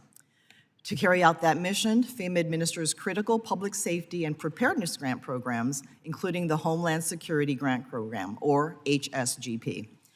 On June 24, 2026, FEMA and DHS published the fiscal year 2026 Notice of Funding Opportunity that holds back 20% of funds if states do not submit to President Trump's voter election interference tactics. DHS and FEMA are now politicizing $200 million of federal funds to fight terrorism by forcing states to implement partisan election policies that in some case violate court orders, the Constitution, and existing state laws. And when we passed the FEMA Act of 2025 into law, it did include not politicizing FEMA and how funds are distributed. So Administrator Fugate, you served as FEMA Administrator for almost a decade. Can you please explain what counterterrorism or preparedness objectives are served by conditioning these grants on compliance with potentially unlawful election requirements? It's furthering the administration's policies. It's as simple as that. FEMA is just a tool here. I mean, if you ask FEMA, they wouldn't do it. They're being directed to do it. And right now, until the courts rule, they're giving the president a lot of executive authority. So the only way you're going to contain that is putting specific language in the law that says you can't do that. And then the judges can look at that and go, yeah, that's not executive authority. Congress has clearly said no. But the Supreme Court and many justices have ruled the president has executive authority. FEMA is not doing this because they think it's a good idea. They're being directed to do it. And this is the administration asserting their authority as they have it for policy. And until the courts determine which is right, it's going to happen. I think that, again, I find that a lot of times FEMA gets thrust in there. Look, FEMA is just a tool being used to advance an administrative policy. Yeah. Don't yell at FEMA. It's just, we're convenient, but don't yell at FEMA. This is what they're doing. And so far, there's not been tremendous pushback from the courts, especially the Supreme Court, that they don't have that executive authority. Yeah, following up, during your time as FEMA Administrator, did you consider how a state runs its elections as criterion for awarding these funds? Not for those funds, for recovery funds. I dealt with it, I seem to be the person that always had disasters in the middle of presidential elections, which we found out you cannot postpone. So we actually supported the state of New Jersey in funding temporary polling sites, bringing in generators, tents, and other things to conduct the election. That's an appropriate use of FEMA. We supported, we didn't have anything to do with staffing it. We supported the state to carry out the election. That was eligible under protective measures. We did that in Florida during the election in 2004, where we built polling stations because in Charlotte County, there was nothing left to do polling in. So we had to build that. That's an appropriate role for FEMA. Yeah, so basically your job was to respond to a disaster to allow elections to be carried out as they're supposed to be by law. Yes, ma'am. Thank you. And I just want to, end this by saying this is not just about FEMA and DHS exploiting a counterterrorism grant for a purpose unrelated to stopping terrorism. This is about an administration weaponizing FEMA for voter suppression. And as I often say, the United States does not have a voter fraud problem. We have a voter participation problem. In 2024, 90 million people did not participate in our elections. They chose not to vote. This is a bad solution. It does nothing to help promote democracy. It's unconstitutional, and the safety of the American people are not enhanced because of these actions. I yield back, Mr. Chair. Thank you. Mr. Fong.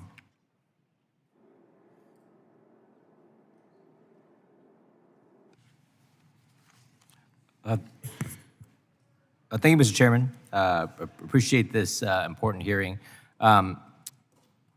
Mr. Fugate, I would like you to, outline, do you believe that moving to upfront project-based grants will reduce the cost of rebuilding following a disaster? Yeah, that's an easy one. Can you go into specifics in terms of how we can, and kind of give me some real-world examples? Okay, let's use a fire station. Everybody gets a fire station. You know what a fire station is? It's a building, right? It's also a function. So let's say you have a flood or a hurricane or a wildfire and the fire station gets destroyed. If you had insurance, what would be the first steps you would take? Contact the insurance. They send out an adjuster. They determine the building was destroyed. They look at the insured value. They write you a check. You go build a fire station. How hard is that? The current system is FEMA goes out there and first has to determine that the fire station was destroyed because of the disaster. Then they have to determine if there was any pre-disaster disaster causes that would have increased the cost, like deferred maintenance and stuff. Then they have to determine, well, what's the value of the building and contents? And then what would it take to replace that? And they write an estimate on that, and that's a project worksheet.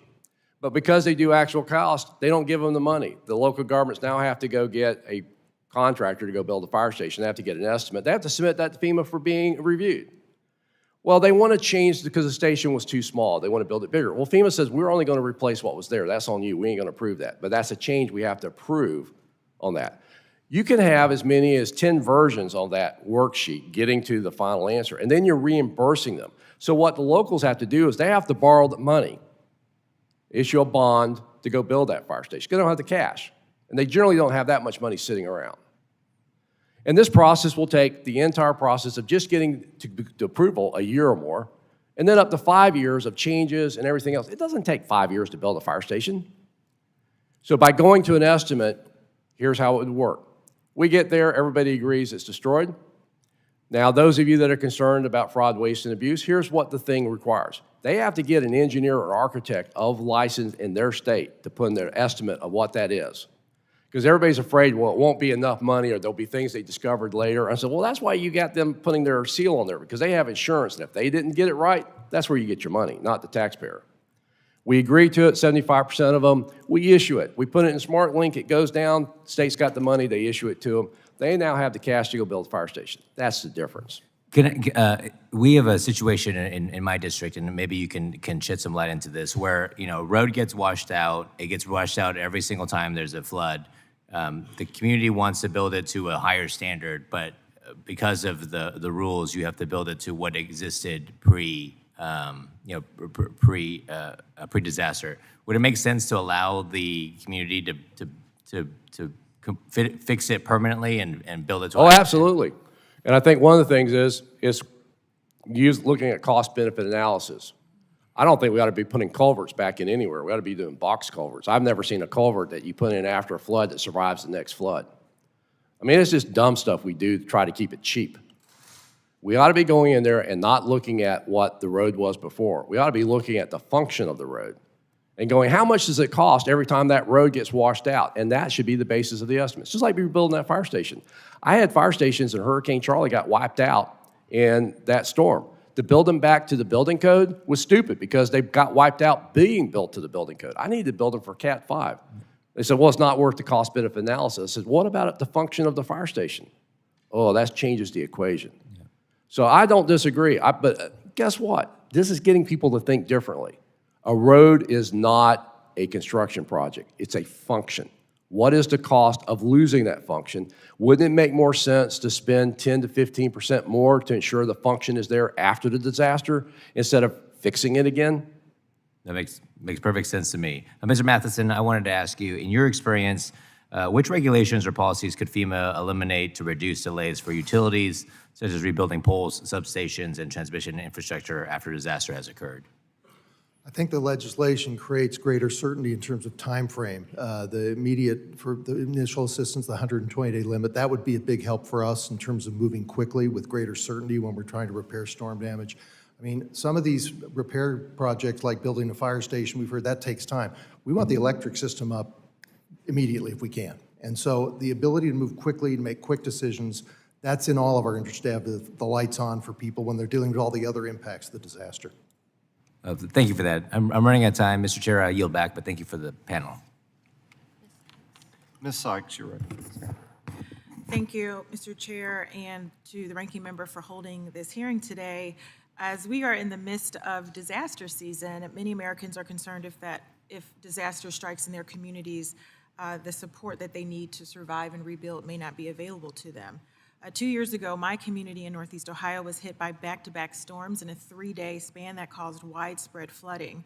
I led a letter with the bipartisan delegation from Northeast Ohio calling on the governor to reach out to FEMA for emergency assistance. During this hour of dire need, my constituents turned to the federal government to help rebuild, and FEMA was there to deliver, and for that we are grateful.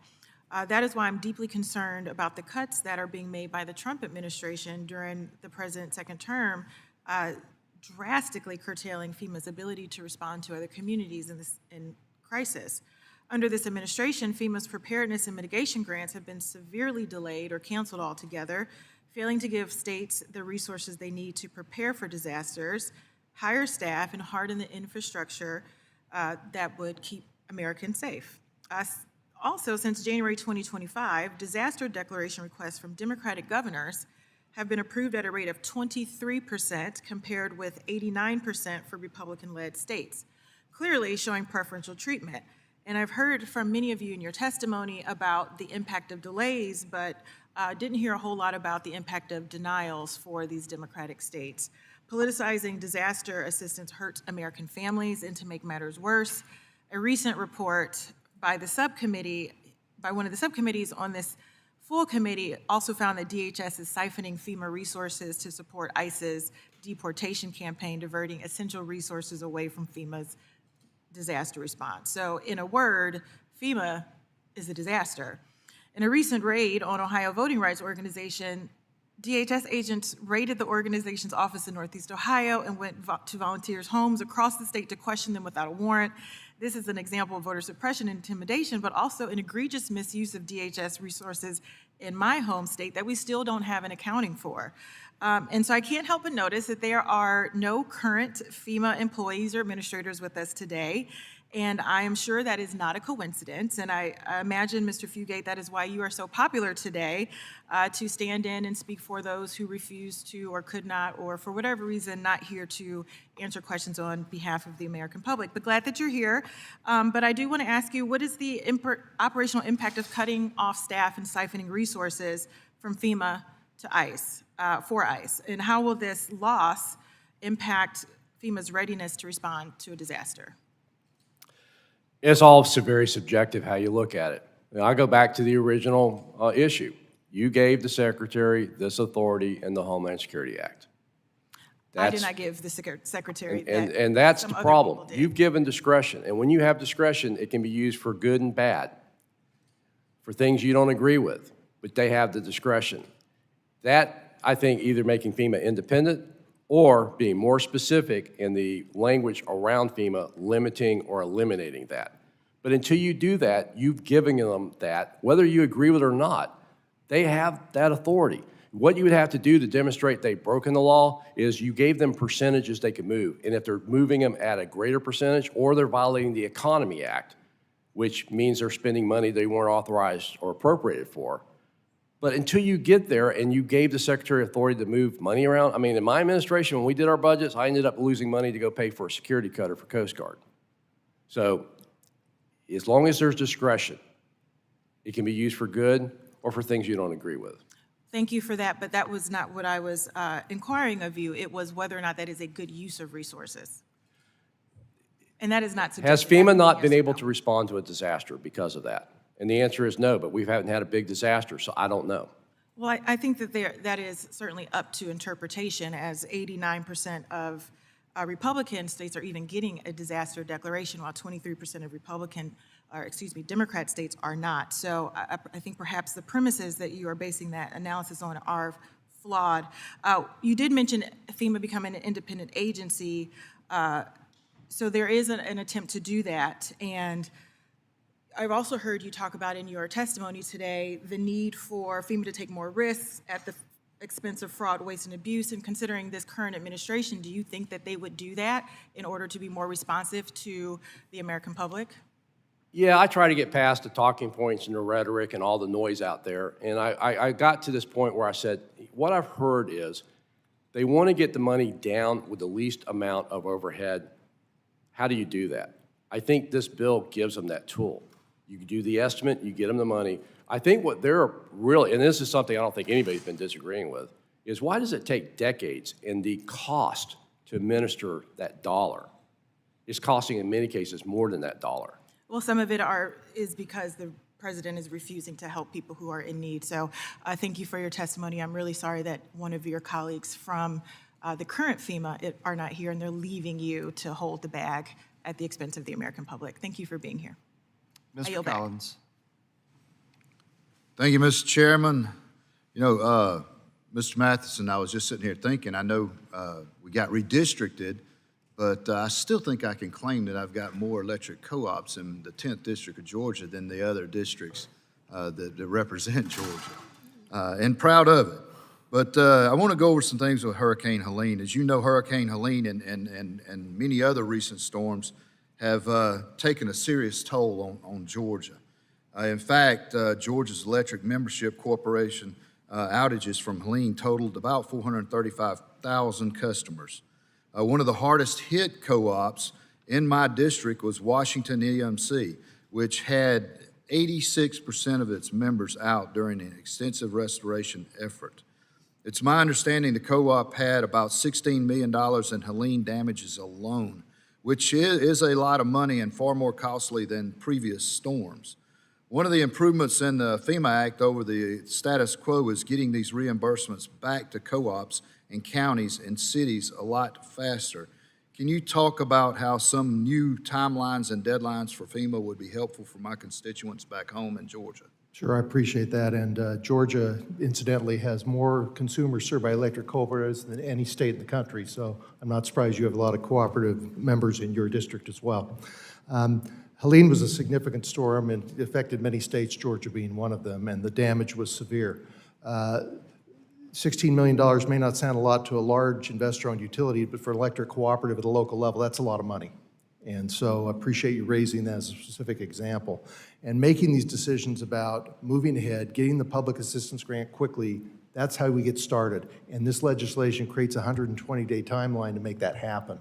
That will be very helpful for electric cooperatives in terms of reducing risk, allowing them to move forward with what they need to be doing, which is restoring power. The second issue is for the longer-term components of funding.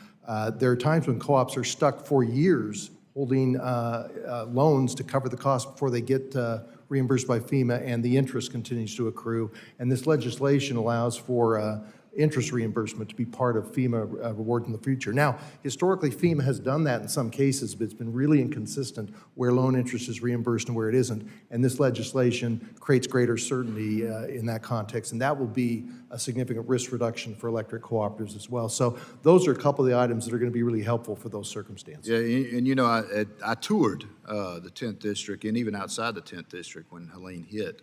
And just the massive undertaking, the setting up of base camps, of co-ops moving in to help, and the teamwork. It is a huge undertaking and a very expensive undertaking to make sure that people get their power back on in a timely manner. So, and it was a good job. No question. Those are linemen that come from all over the country to come and help from other electric co-ops. It's one of the hallmarks of the electric cooperative movement is this mutual aid where when disaster strikes, we go help each other out. And so Georgia had a significant participation from folks all over the country to come and help restore the power. Yes, sir. And that leads into my second question for Mr. Fugate. I'm sorry. I think I pronounced that right. We have also heard of situations where FEMA required contractors to provide to the EMC that FEMA is auditing their pay rates for their employees before FEMA would reimburse the EMC for using a contractor. In what world is a contractor who competes with EMCs and IOUs for linemen, are they going to want to provide their pay rates? Well, it's actual cost, sir. That's the problem. We got to have the actual cost. You got to submit the documentation. Doing estimates gets around that. Okay, but I'm sure you see my point, though, right? Oh, no, sir, I understand perfectly, but you want FEMA to do actual cost. We need the numbers. Yeah. Do an estimate, FEMA don't need the numbers. Yeah. Okay, all right, well, I appreciate it, and you'll back. I think I will. Ms. Shelton. Thank you, Mr. Chair, and thank you, Ranking Member Larson, for holding this really, really important meeting. I can't really think of anything more pressing right now than a hearing entitled Reforming FEMA, Ensuring the Nation's Disaster Readiness Works for Americans.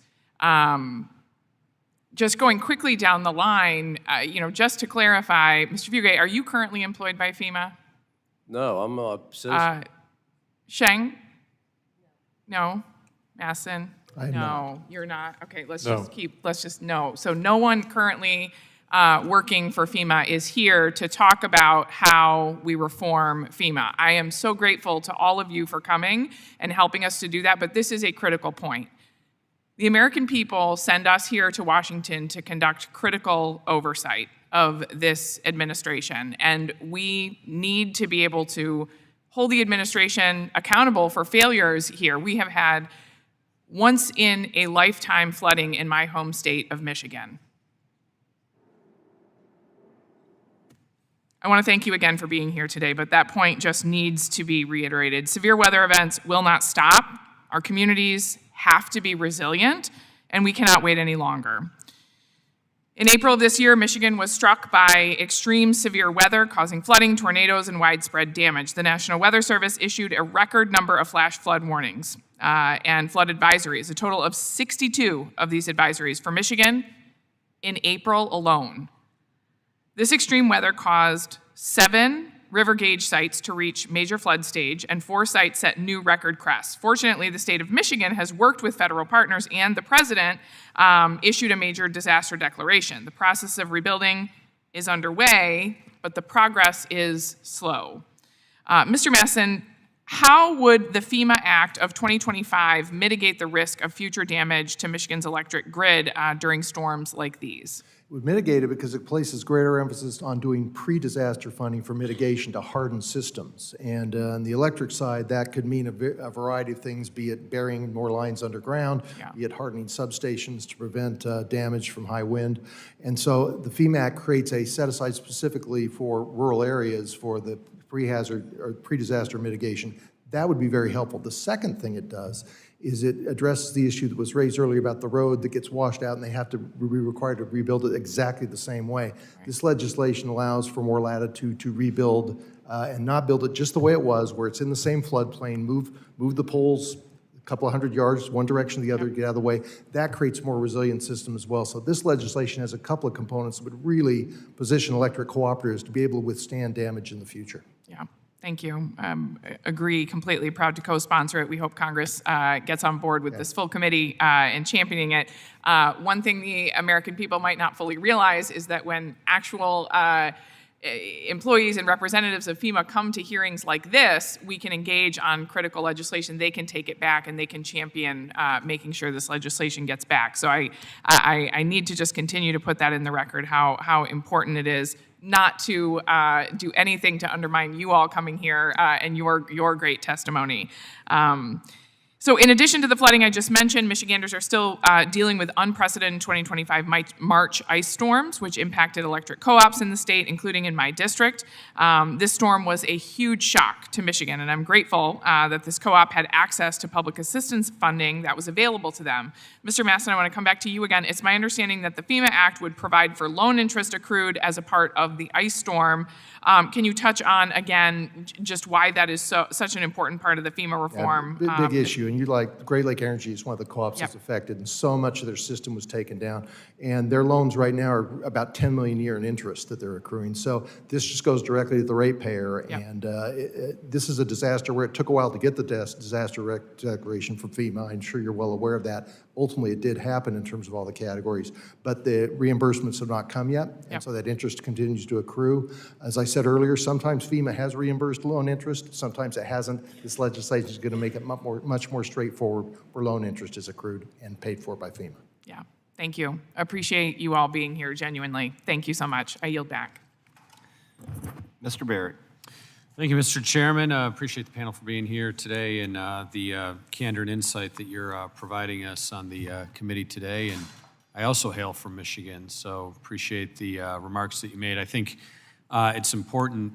One of the things that I felt was really critical in the reforms that we put forward last year through this committee was that fact that infrastructure can be not built to the exact same specs as it was when it was damaged, but rather be forward-looking into making better infrastructure decisions so that we're not, finding ourselves in the same position on a repetitive basis.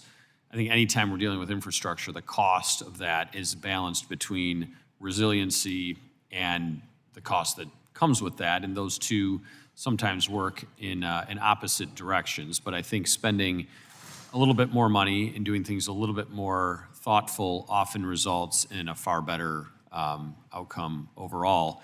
I had heard about places that were kind of more significantly prone to natural disasters where they had above-ground power lines, and they'd get knocked down every so many years, and then we'd come through and we'd put them back up on the poles, and then it would happen again because we couldn't get federal approval to just bury them underground. And so I think that alone is going to have a significant quality of life improvement and resiliency for the people of this country that expect that to happen. Sometimes I think about the laws of physics and the laws of nature versus the laws of man. We have jurisdiction over the laws of man here in this committee and here in this Congress. We can't change the weather, but we can, I think, make better decisions for how we confront that when it does happen and not put ourselves in a position of making things worse. I did have a few questions. Mr. Chadovitz, did I say your name correctly? Did I pronounce it right? Close enough? All right, thank you. I'm sorry I wasn't able to be here for your opening remarks, but I know you talk about resiliency and kind of preventative nature of things being an important and critical piece of this. Not directly under the jurisdiction of this committee, but certainly in front of us as members of Congress is this issue of housing affordability and the ability to get people into homes. We're short the number of homes that we need for the number of people that have demand for homes, and that's become a very critical concern for all of us. And one of the challenges with that, I think, is we talked a little bit here on this panel about the building codes and building to the next highest level of building code that evolves over time. But within that is sometimes things that are not related to resiliency. They're related to energy efficiency or other things like that. Can you speak to that trade-off a little bit? Because I think we want resilient homes that are not going to be, vulnerable to natural disaster without over-regulations and things unrelated to that resiliency that are going to drive up the cost of homes and price out ordinary Americans. Well, thanks so much for the question. I really appreciate it. And I'll go back to how I focused on the economic growth argument for resilience. And I'll turn to, Mr. Fugate mentioned the Alabama study, and there's specific numbers that building to the fortified standard would save in claims about $105 million in that area, and then reduce the amount of deductibles that homeowners would have to pay. And so if you're building to those higher standards, you are getting the economic payback. That also is very consistent with the study that we talked about before.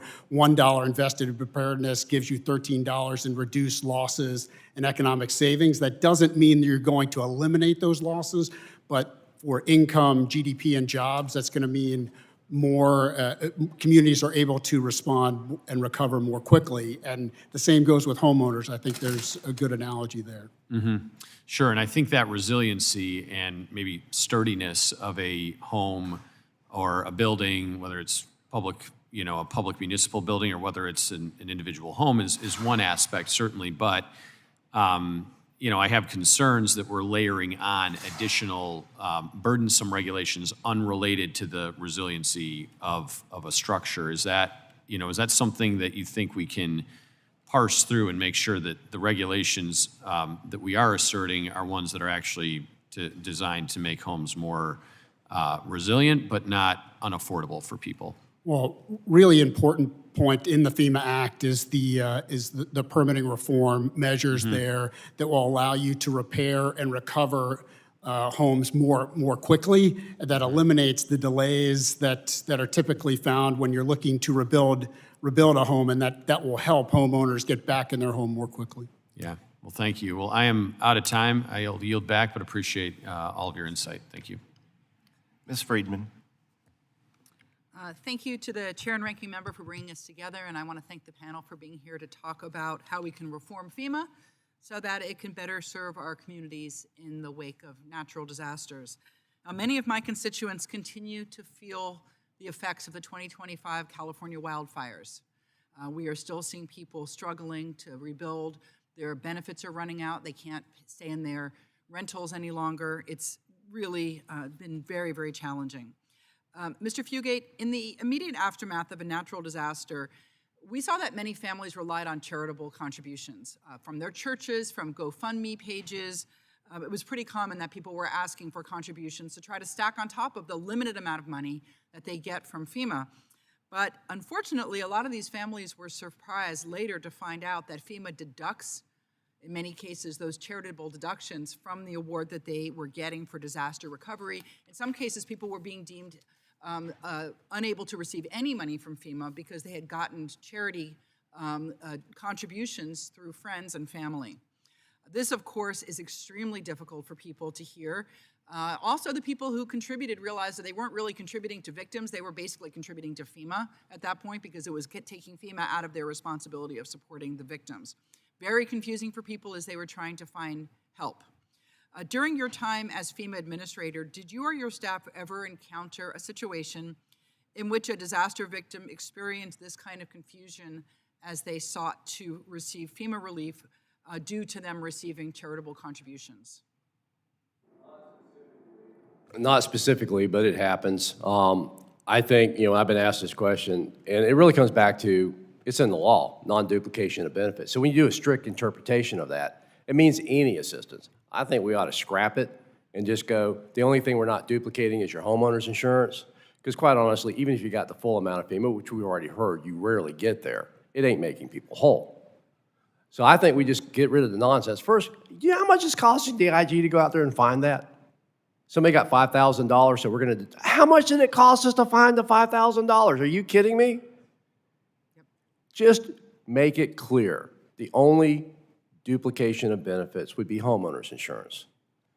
I would even go so far as to look at other federal programs and go, I'd be very cautious about making those duplication of benefits. I would just make it, you got insurance, fine, let the insurance, and then we go there. That's clear.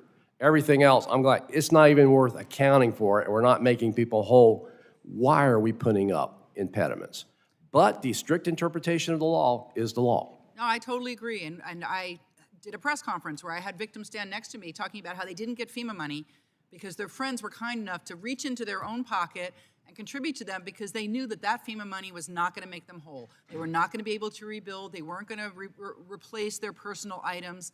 And so people were helping them, and instead it ended up costing them, and it doesn't make any sense. Yeah. I introduced a bipartisan bill called the Don't Penalize Victims Act, which is bipartisan because this is something that I think we all understand how insane that law is. I think it's imperative that the House pass the FEMA Act because that bill that I wrote and that I received bipartisan support for is now in this FEMA Relief Act so that we will no longer be penalizing people because their neighbors are generous, good people. We're going to allow them to still receive the limited amount of money that they receive. Another question for you. While you were FEMA administrator, states across the country experienced devastating wildfires. And I just want sort of yes or no questions because I know I only have a minute left now because we both got very passionate about the last one. Do you recall President Obama failing to submit a supplemental funding request to Congress when necessary in the wake of a natural disaster? Nope. Do you recall President Obama delaying or denying FEMA aid from communities in need?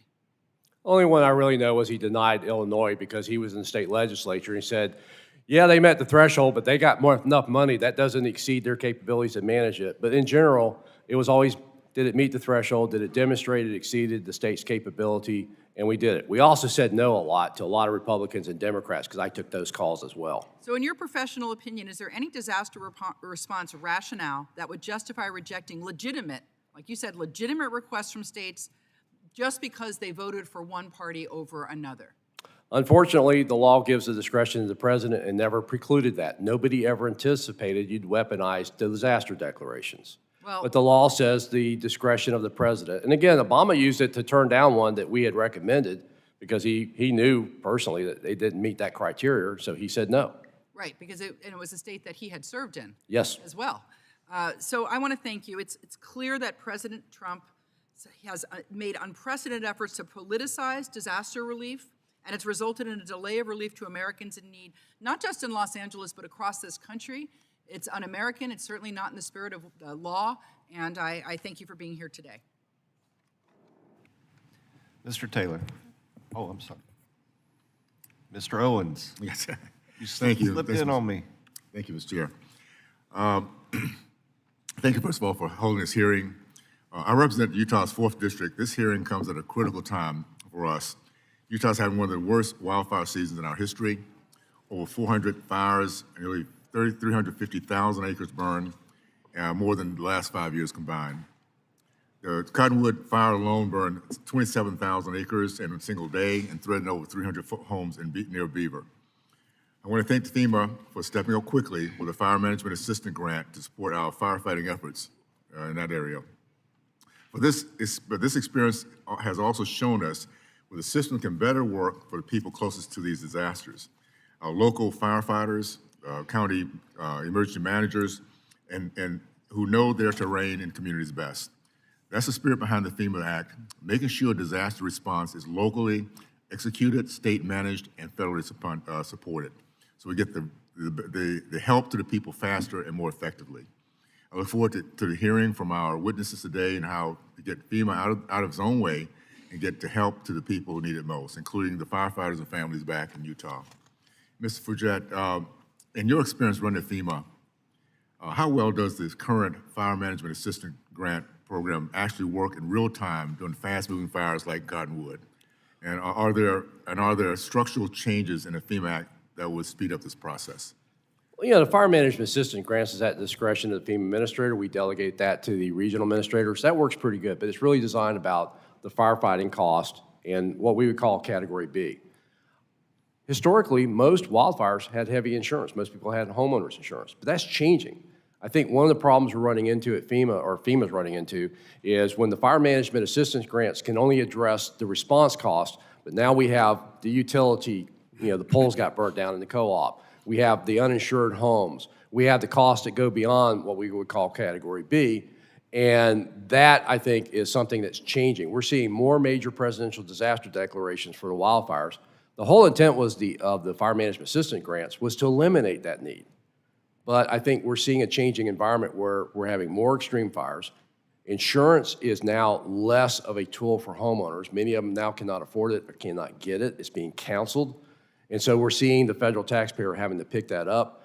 So I would continue to look at getting money quickly to jurisdictions to fight the fires, to support the extreme costs that exceed their annualized firefighting costs is a key tool. But I think wildfires are going to become more of a major presidential disaster declaration because of the unmet needs that FMAGs don't address. Thank you. And the FEMA Act emphasizes local executed, state managed, and federal supported. From your experience, what does that actually look like in practice for wildfire versus hurricane? It's the Constitution. I never knew why it was an issue. All power is not reserved to the federal government, belong to the states and the people. Responding to disasters is the state's responsibility. It's in their Constitution. So I've never had a question that we should not be supporting them, that we're not running it. There you are. But when it comes to wildfires, many states are now struggling with, we used to have wildfire seasons. Mm-hmm. There's no wildfire season in California. It's a bad weather day we have wildfires in California.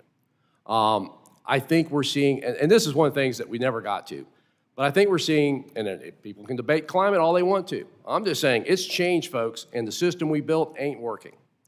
We're getting more frequent events that are occurring closer together without the time we had to recover from the last one. Wildfires are becoming so extreme now that the systems we've always depended upon and built are breaking.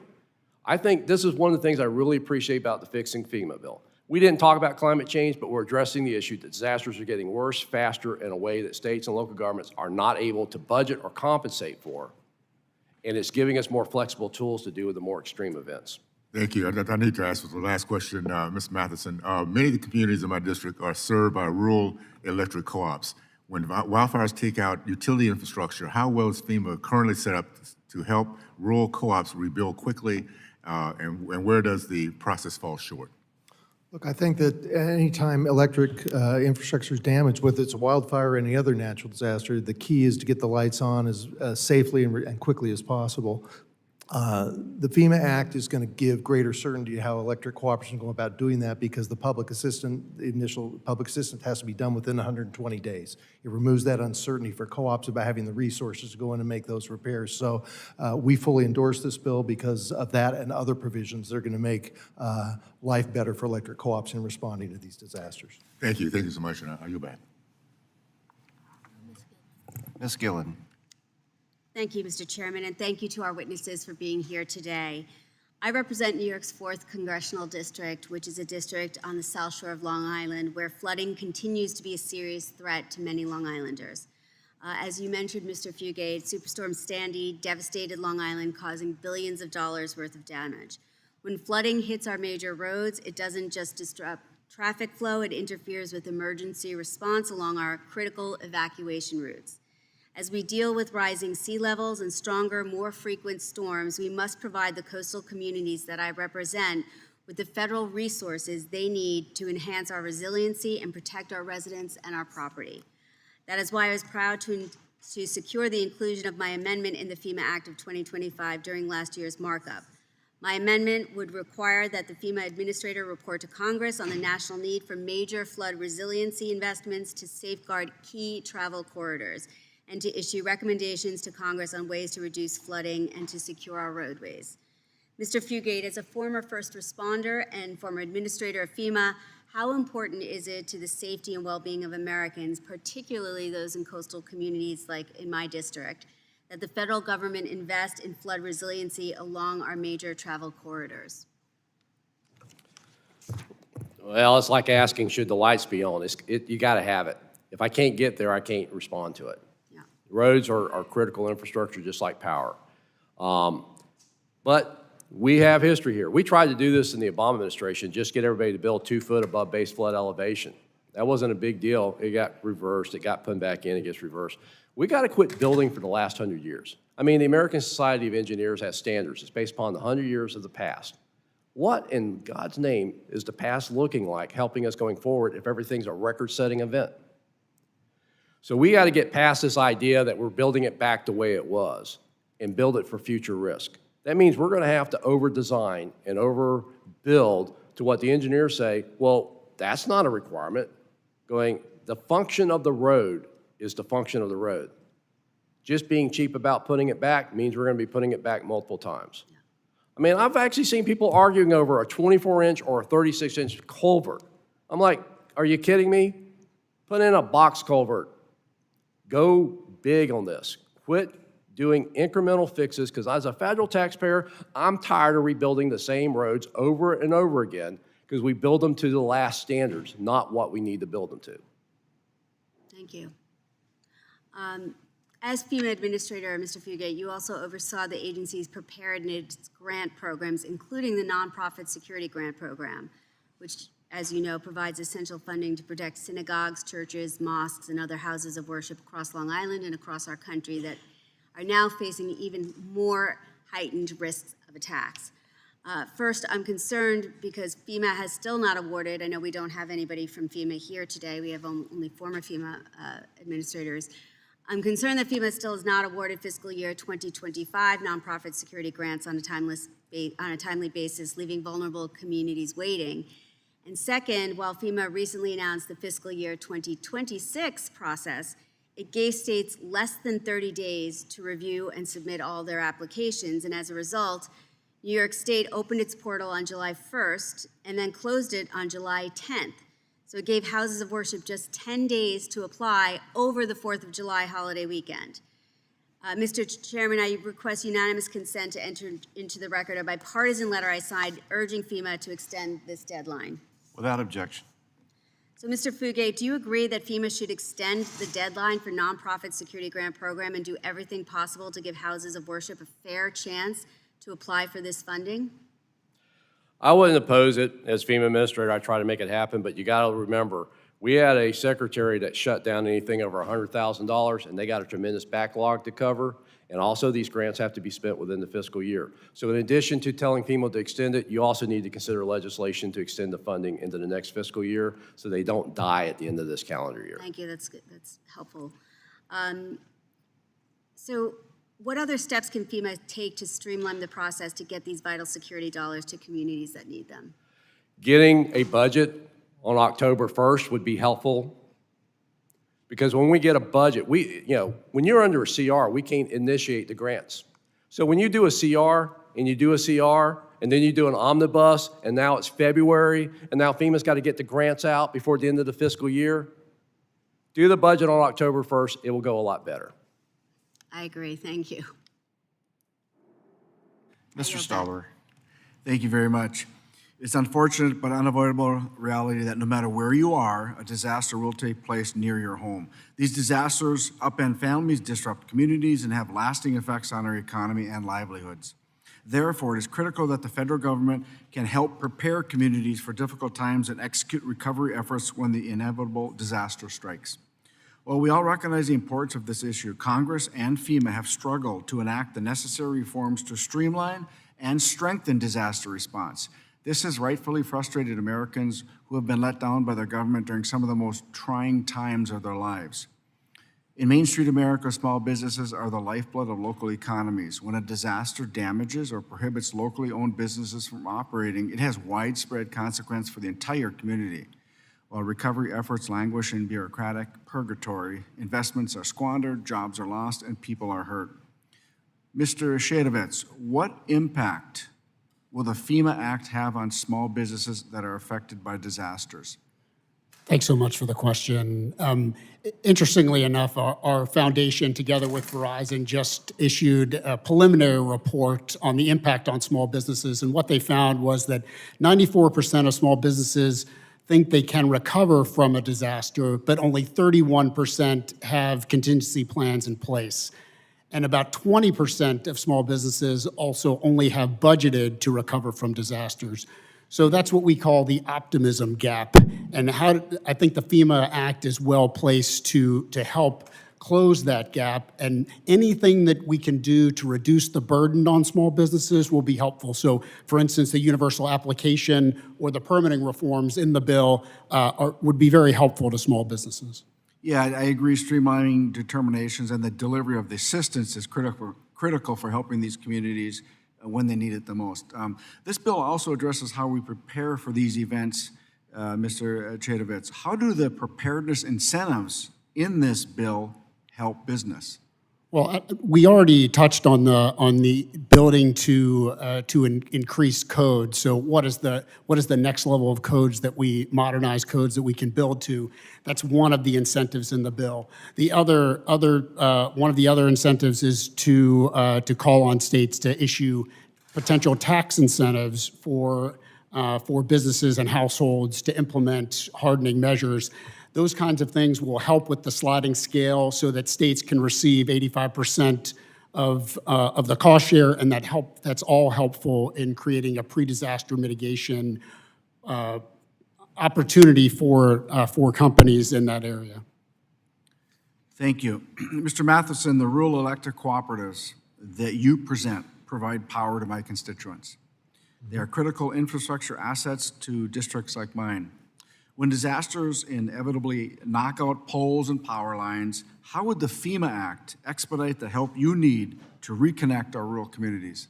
It's going to enhance what's already been a critical partnership for years between rural electric cooperatives and FEMA. It's been a great partnership, but it can work better, as I said in my opening statement. And the FEMA Act is going to create greater certainty in terms of timing of payment. It's going to create better opportunities for funding more resilient assets in the future. They're more future-proof instead of just building as is. It's going to allow for a reimbursement of loan interest costs when co-ops borrow money because they're waiting for the FEMA grant money to come in. These are all good steps that are going to help electric co-ops in terms of meeting the needs of their consumers. You know, our nation must do better to support disaster-affected communities, and this legislation delivers common-sense solutions to help FEMA work with the people. And I want to thank Chairman Graves for his hard work on this important legislation and for all of you to be here to testify. You know, currently, northern Minnesota, there's many fires going on as we speak. The fires are moving from west to east. Our staff just got off a phone call with Incident Command and the sheriff and stuff. And so when it's all said and done, there may be a request. And we want our communities to get that funding immediately because that's what they need. That's how they need to get back on their feet. And it's across this whole nation. And I think that working together and as was stated earlier, a funding before October 1st is desirable, and it must happen because we're all counting on it. These disasters, we can't plan on them. Mr. Shavovitz, one of the questions I had, when you said a tax incentive, is that a one-time? One time for each business? Yeah, one time, or is it annual? You know what I mean? I think it's up to each state when they're implementing. Okay, okay. Okay, I was just curious. Okay, thank you very much, and I yield back, Mr. Chair. Mr. Frost. Thank you so much, Mr. Chairman. The climate crisis is creating severe weather that is more frequent and more deadly across the entire country, and especially in my home state of Florida. That's why protecting my community from severe weather through preparedness, recovery, and mitigation has been a top priority since my first election. Besides the danger of the storms themselves, Floridians are becoming climate refugees thanks to the skyrocketing cost of homeowners insurance. Florida, along with Louisiana and Oklahoma, has the highest homeowners insurance premiums in the nation. Many insurance companies have left Florida, and thousands of Floridians are gambling with no insurance or left for settling for Florida's insurer of last resort, Citizens Property Insurance.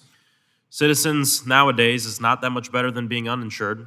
It denies claims and then forces customers into an unfair arbitration process that the company almost always wins. It's something my office is currently investigating. We have to deal with this property insurance crisis as quickly as possible. Mr. Waller, insurance affordability is a housing affordability issue. How will the FEMA Act investments in FEMA's mitigation programs help lower homeowners' insurance premiums in disaster-prone states like Florida? Thank you. I really appreciate the question.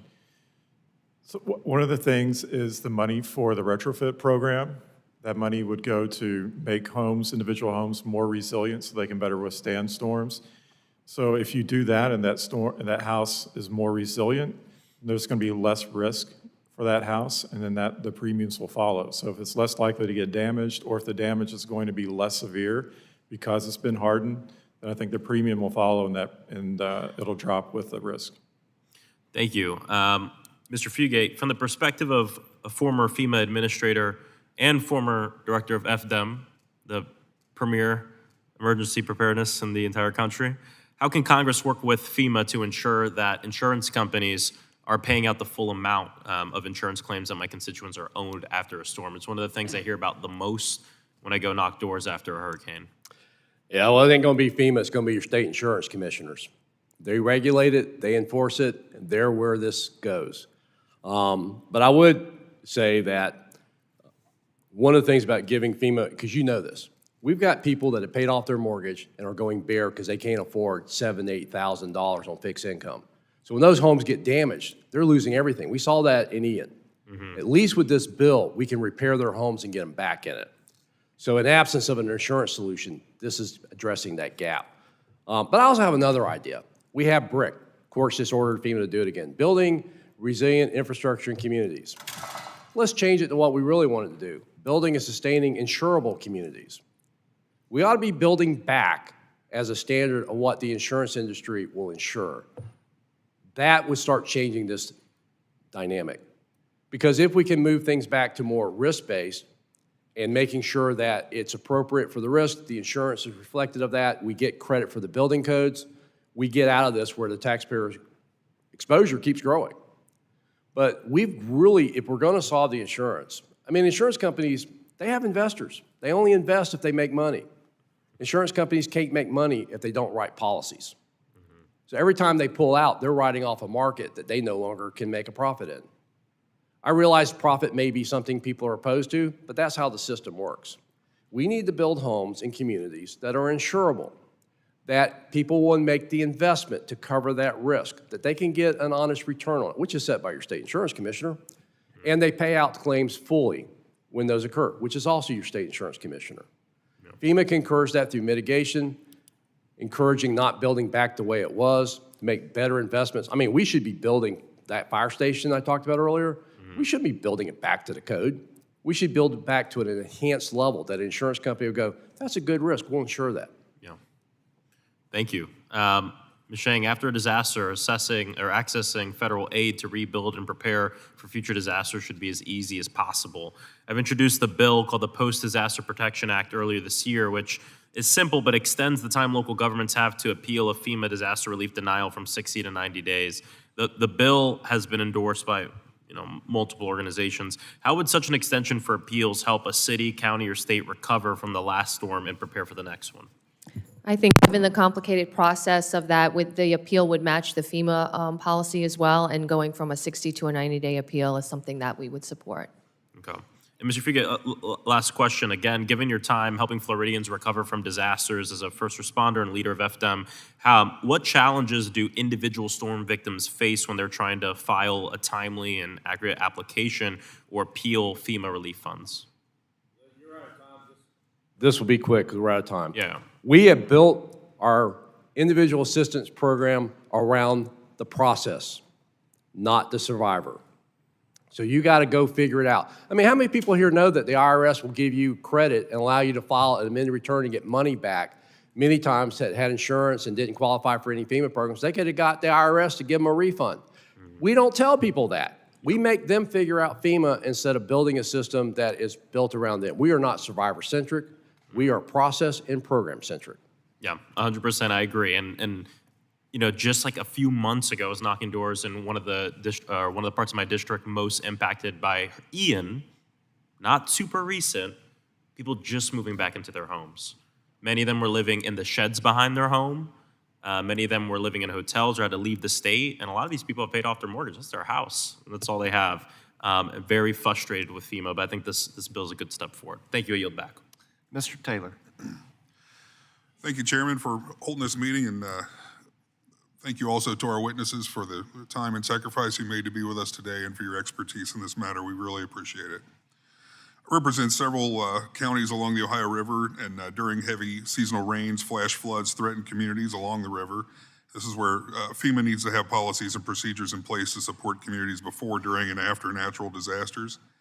I was proud to support the committee's work on H.R. 4669 and the common sense reforms we passed earlier this Congress to reform FEMA and serve our constituents better. I'm looking forward to moving this bill through the full House. I represent Appalachian communities across Southern Ohio that unfortunately struggle with broadband access. Without reliable internet access, many of my constituents use AM radio to get natural disaster warnings and evacuation instructions. H.R. 979, the AM Radio for Every Vehicle Act, which I'm a proud co-sponsor of, mandates the inclusion of AM radio platforms in all new passenger vehicles. Several members of the panel are in very rural area adjacent situations, so by a show of hands, who else supports having an AM radio for all new vehicles? Okay, thank you very much. I appreciate that. Under the previous administration, we saw irrefutable evidence of what we long expected, that FEMA was staffed with and policy was driven by highly partisan individuals who openly discriminated against and endangered conservative victims of disasters. The fact of the matter is it's impossible to staff a nonpartisan agency in Washington, D.C. We have a lot of agencies in Washington, D.C. that are called nonpartisan. It would take an amazing amount of naivete to believe that we actually have them. I applaud this administration's effort to move vital agencies out of this area. FEMA's decisions and policies are literally life and death. They cannot be made by ideologues. It should be on top of the list of agencies to be moved. Not only would it solve the inherent bias issue, it could place the agency in a location where it could be more responsive to the victims of disaster. But for now, it's located here. Is any member of the panel aware of efforts currently being made to root out the bias in the agency?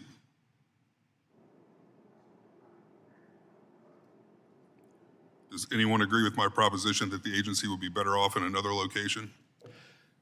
I agree, and I think a basic premise of working for Republicans and Democrats was always disasters ain't about your party. It's about the communities that got hit, and as a nation, we always pull together to help communities. It don't matter what your political affiliation is. I work for Governor Jeb Bush, I work for Charlie Crist, I work for President Obama. That's the standard, and if it isn't, we need to fix it. We talked a little bit today about making the agency more independent. You think a combination of making it more independent and moving it to a more centrally located, at least relative to population, area would be helpful in that regard. Anybody, Mr. Fugate has answered 99% of the questions, and I'm sorry for that, but anybody wants to weigh on that, I'm happy to hear. Yeah, moving FEMA ain't gonna change anything, and actually, you're gonna want them here because you want to do the hearings. But FEMA has 10 regional offices, which are in the communities. We need to strengthen and encourage that. That's the delivery mechanism. Headquarters is policy, implementation, and rarely, which I did a lot, get directly involved in the response. That's what the regions are for. But moving FEMA, here's the reality. They work with the agencies that are here. You want them to account for stuff. They need to be near the White House as the president's principal advisor. Putting them in the middle of the country does nothing but break that. Strengthen the regions, keep FEMA here. Okay, I might have misunderstood you. I thought earlier you said you thought it should be moved out of Washington, D.C., but you think it should be kept in Washington, D.C. No, I never said move it out of D.C. If Might have people said they want to misunderstood. move it out of Homeland Security, I wouldn't oppose that. Okay, just independent, but still located here where 90% of people are Democrat or further left. Is that what you're saying? Quite honestly, I never asked anybody what their party affiliation was, didn't care. And being in D.C., it really didn't make any difference. You know, the partisanization and all that stuff, 99% of the people at FEMA, they were just trying to do the mission. There's always the odd duck and the stupid people that do stupid things, and I had my share of them. But most of the people at FEMA, they're there for the mission. They're there to help. And being in D.C. or not in D.C., you know, most of the people that worked at FEMA weren't from D.C. In fact, most of our leadership came from state and local emergency management agencies. That's the team we built. So being in D.C. ain't got nothing to do with there's a lot of Democrats here. It's got to do with the talent and the people you recruit and you put in the system. And if you're doing it on a partisan basis, you're going to fail the mission. Well, you're recruiting in an area that has 90% plus Democrats, and you're trying to get a bipartisan staff. You think that's possible? Yeah, you go recruit. You know where I got some of my best staff? Wounded warriors, because I could hire a veteran under Category A classification quicker than I could going through civil service. So if you want that, we used the tools. We went out and recruited. And I would assure you, most of the folks that ended up working at FEMA in the leadership roles and running the programs, they weren't from here. Even the people that aren't from here end up reporting themselves to be 90% plus Democrat. I mean, whether they come from DC or not, we're talking about the people that are here that you have to hire from.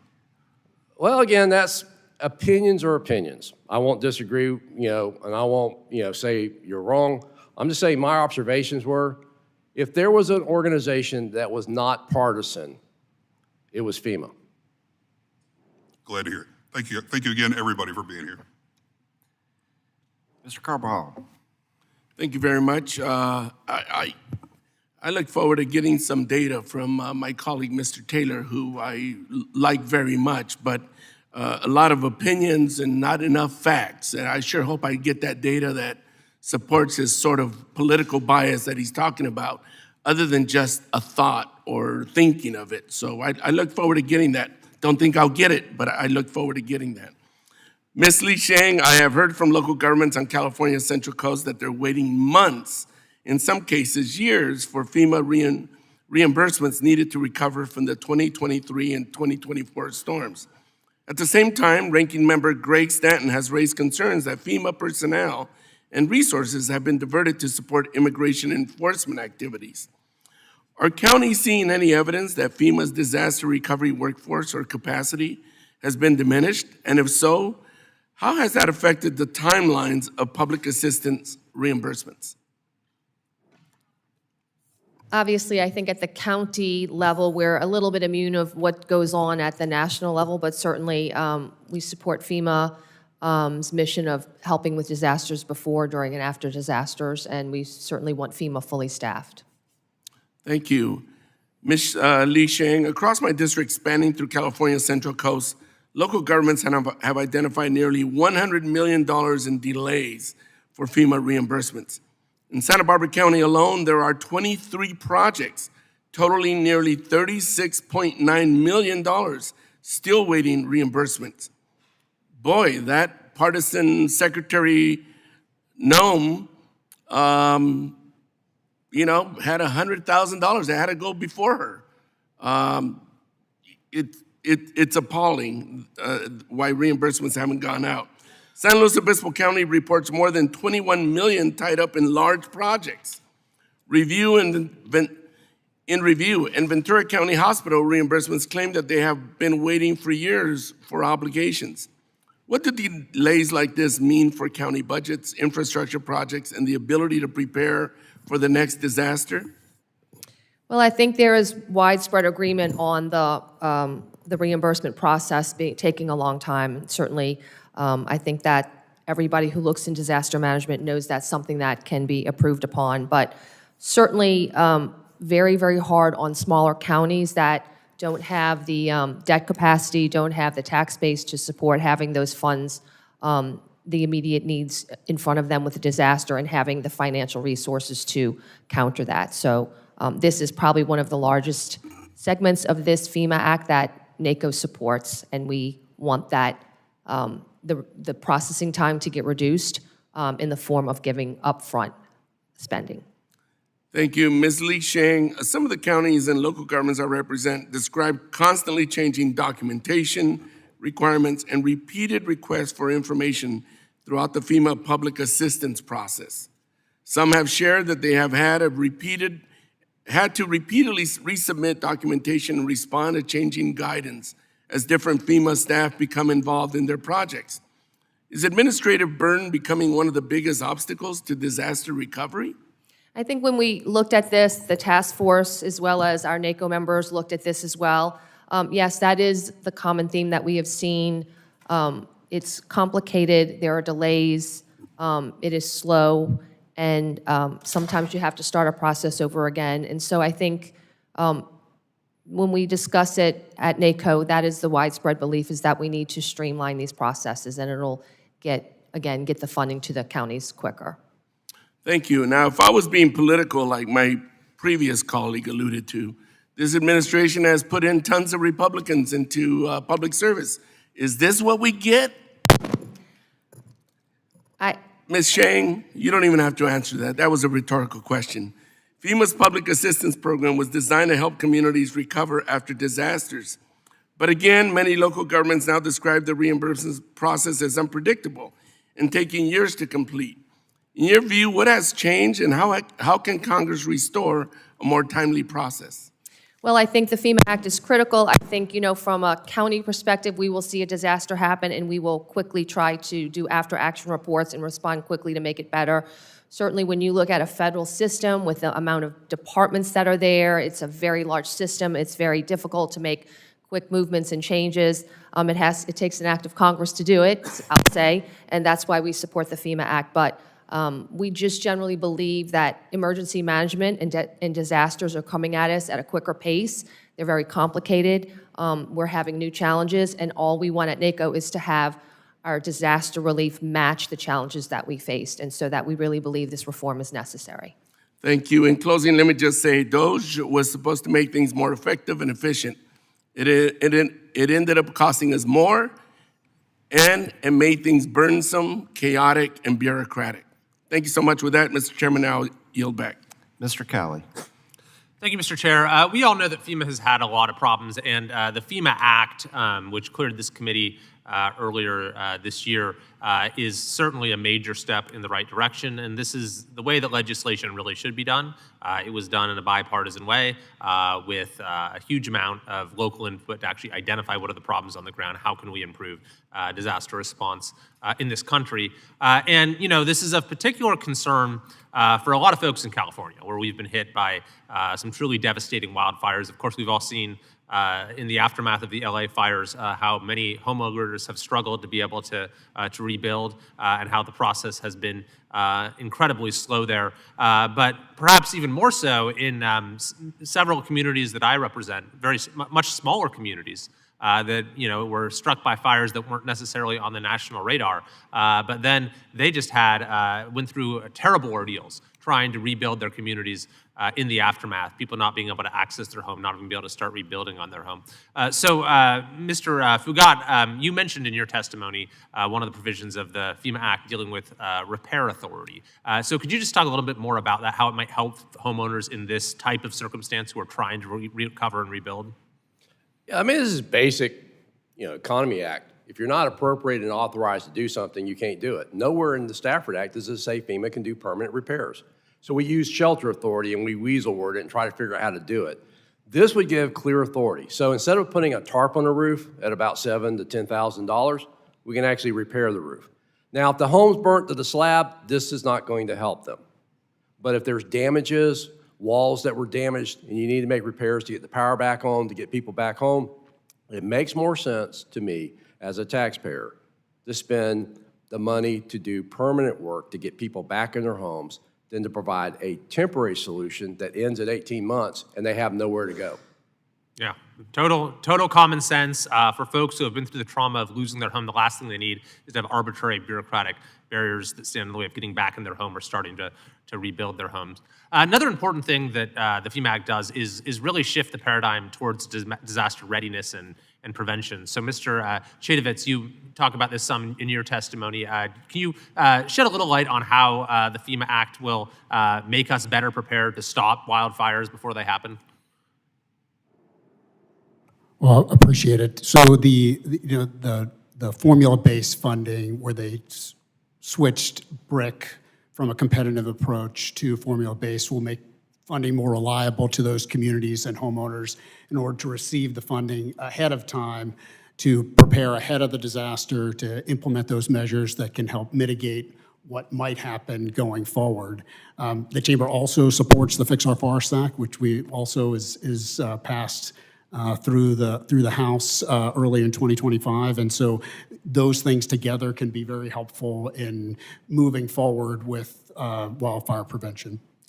Yeah, and I think the formulation behind the FEMA Act that several others have mentioned, locally driven, state managed, federally supported, is exactly the right formulation for all these things. And on the prevention and mitigation front, I have a couple measures that I've introduced. One I've introduced, one we're introducing this week. The first is the Safe Homes Act, which is giving folks a tax incentive for mitigation work that they do on their own homes, strategic tree removal, upgrading materials, that sort of thing. And then the second, which we're going to introduce this week, is a bill related to biomass. And we've, as we've seen, one of the things that's made it more difficult to have effective forest management in our state is the industry has really collapsed when it comes to the timber industry. One of the potential uses of timber has proven to be economically difficult, and that is in biomass. And so when it comes to actually getting these facilities up and running, a lot of times they don't pencil out, even though it provides a good economic incentive to do tree removal that is actually good from a forest management perspective. So with that kind of externality, positive externality, we think that there is a strong case for federal incentives there beyond just the incentives you get for the production of energy, but for the construction of the facility. So this week we're going to be introducing legislation that will provide a total 30% tax credit for the cost of building a biomass facility, which is another thing that I think will move us in the right direction in terms of prevention, and we'll have a host of other benefits as well. So thank you, Mr. Chair, for convening this hearing. I hope to see the FEMA Act enacted into law this year, and I yield back. Ms. Titus. Thank you very much. Thank all the panelists for being here. I was the ranking member of the Emergency Management Subcommittee, so I've long been working on these issues. And one of the things that has concerned me is getting FEMA to recognize and be involved in a disaster that greatly impacts my district, and that's extreme heat. Extreme heat kills more people every year than tornadoes and hurricanes combined, and floods. Last year, there were nearly 300 heat-associated deaths in southern Nevada, and just this weekend, temperatures have already reached 111 degrees in my district. That's why, along with Mr. Stanton, I introduced the Extreme Weather and Heat Response Modernization Act. This was to bring FEMA more into the process to help them better address the issue of extreme heat and provide communities with more resources like cooling centers to address the issue and keep people safe during these times. Key provisions of the bill were in the FEMA Act, which I'm very pleased passed out of this committee last year. One of them was to convene an advisory committee to study periods of disaster that are slow onset or non-contiguous, which is what extreme heat is. So I would ask you, President Lee, in your testimony, you talk about how the Jefferson Parish experienced 43 consecutive days of record-breaking heat in recent years. Now, that's a different kind of heat from in Las Vegas. That's not a dry heat like we have, but it's just as threatening. I wonder if you could talk about some of the challenges you faced at the local level responding to this kind of non-traditional natural disaster, and how having federal support would help you to mitigate the threat. I think what you said is very key, that it's a non-traditional disaster, and certainly that has been our experience where I come from in Louisiana. In 2023, we had 43 days of record-breaking heat. That hazard, I generally like to say it hazards make babies. That hazard caused an infrastructure line to break where I had to turn off the water for 100,000 people. That hazard of drought also caused something called saltwater intrusion, which I didn't even know about at the time, which threatened the entire drinking supply in the greater New Orleans area. So again, this is the importance of the FEMA Act, is we are seeing different kinds of challenges, different kinds of hazards that we've never seen before. We had snow where I come from in Louisiana. We've never had snow before. So it's very frightening, to be frank, and we want as a country to have a disaster reform and disaster response that matches the new challenges that we face.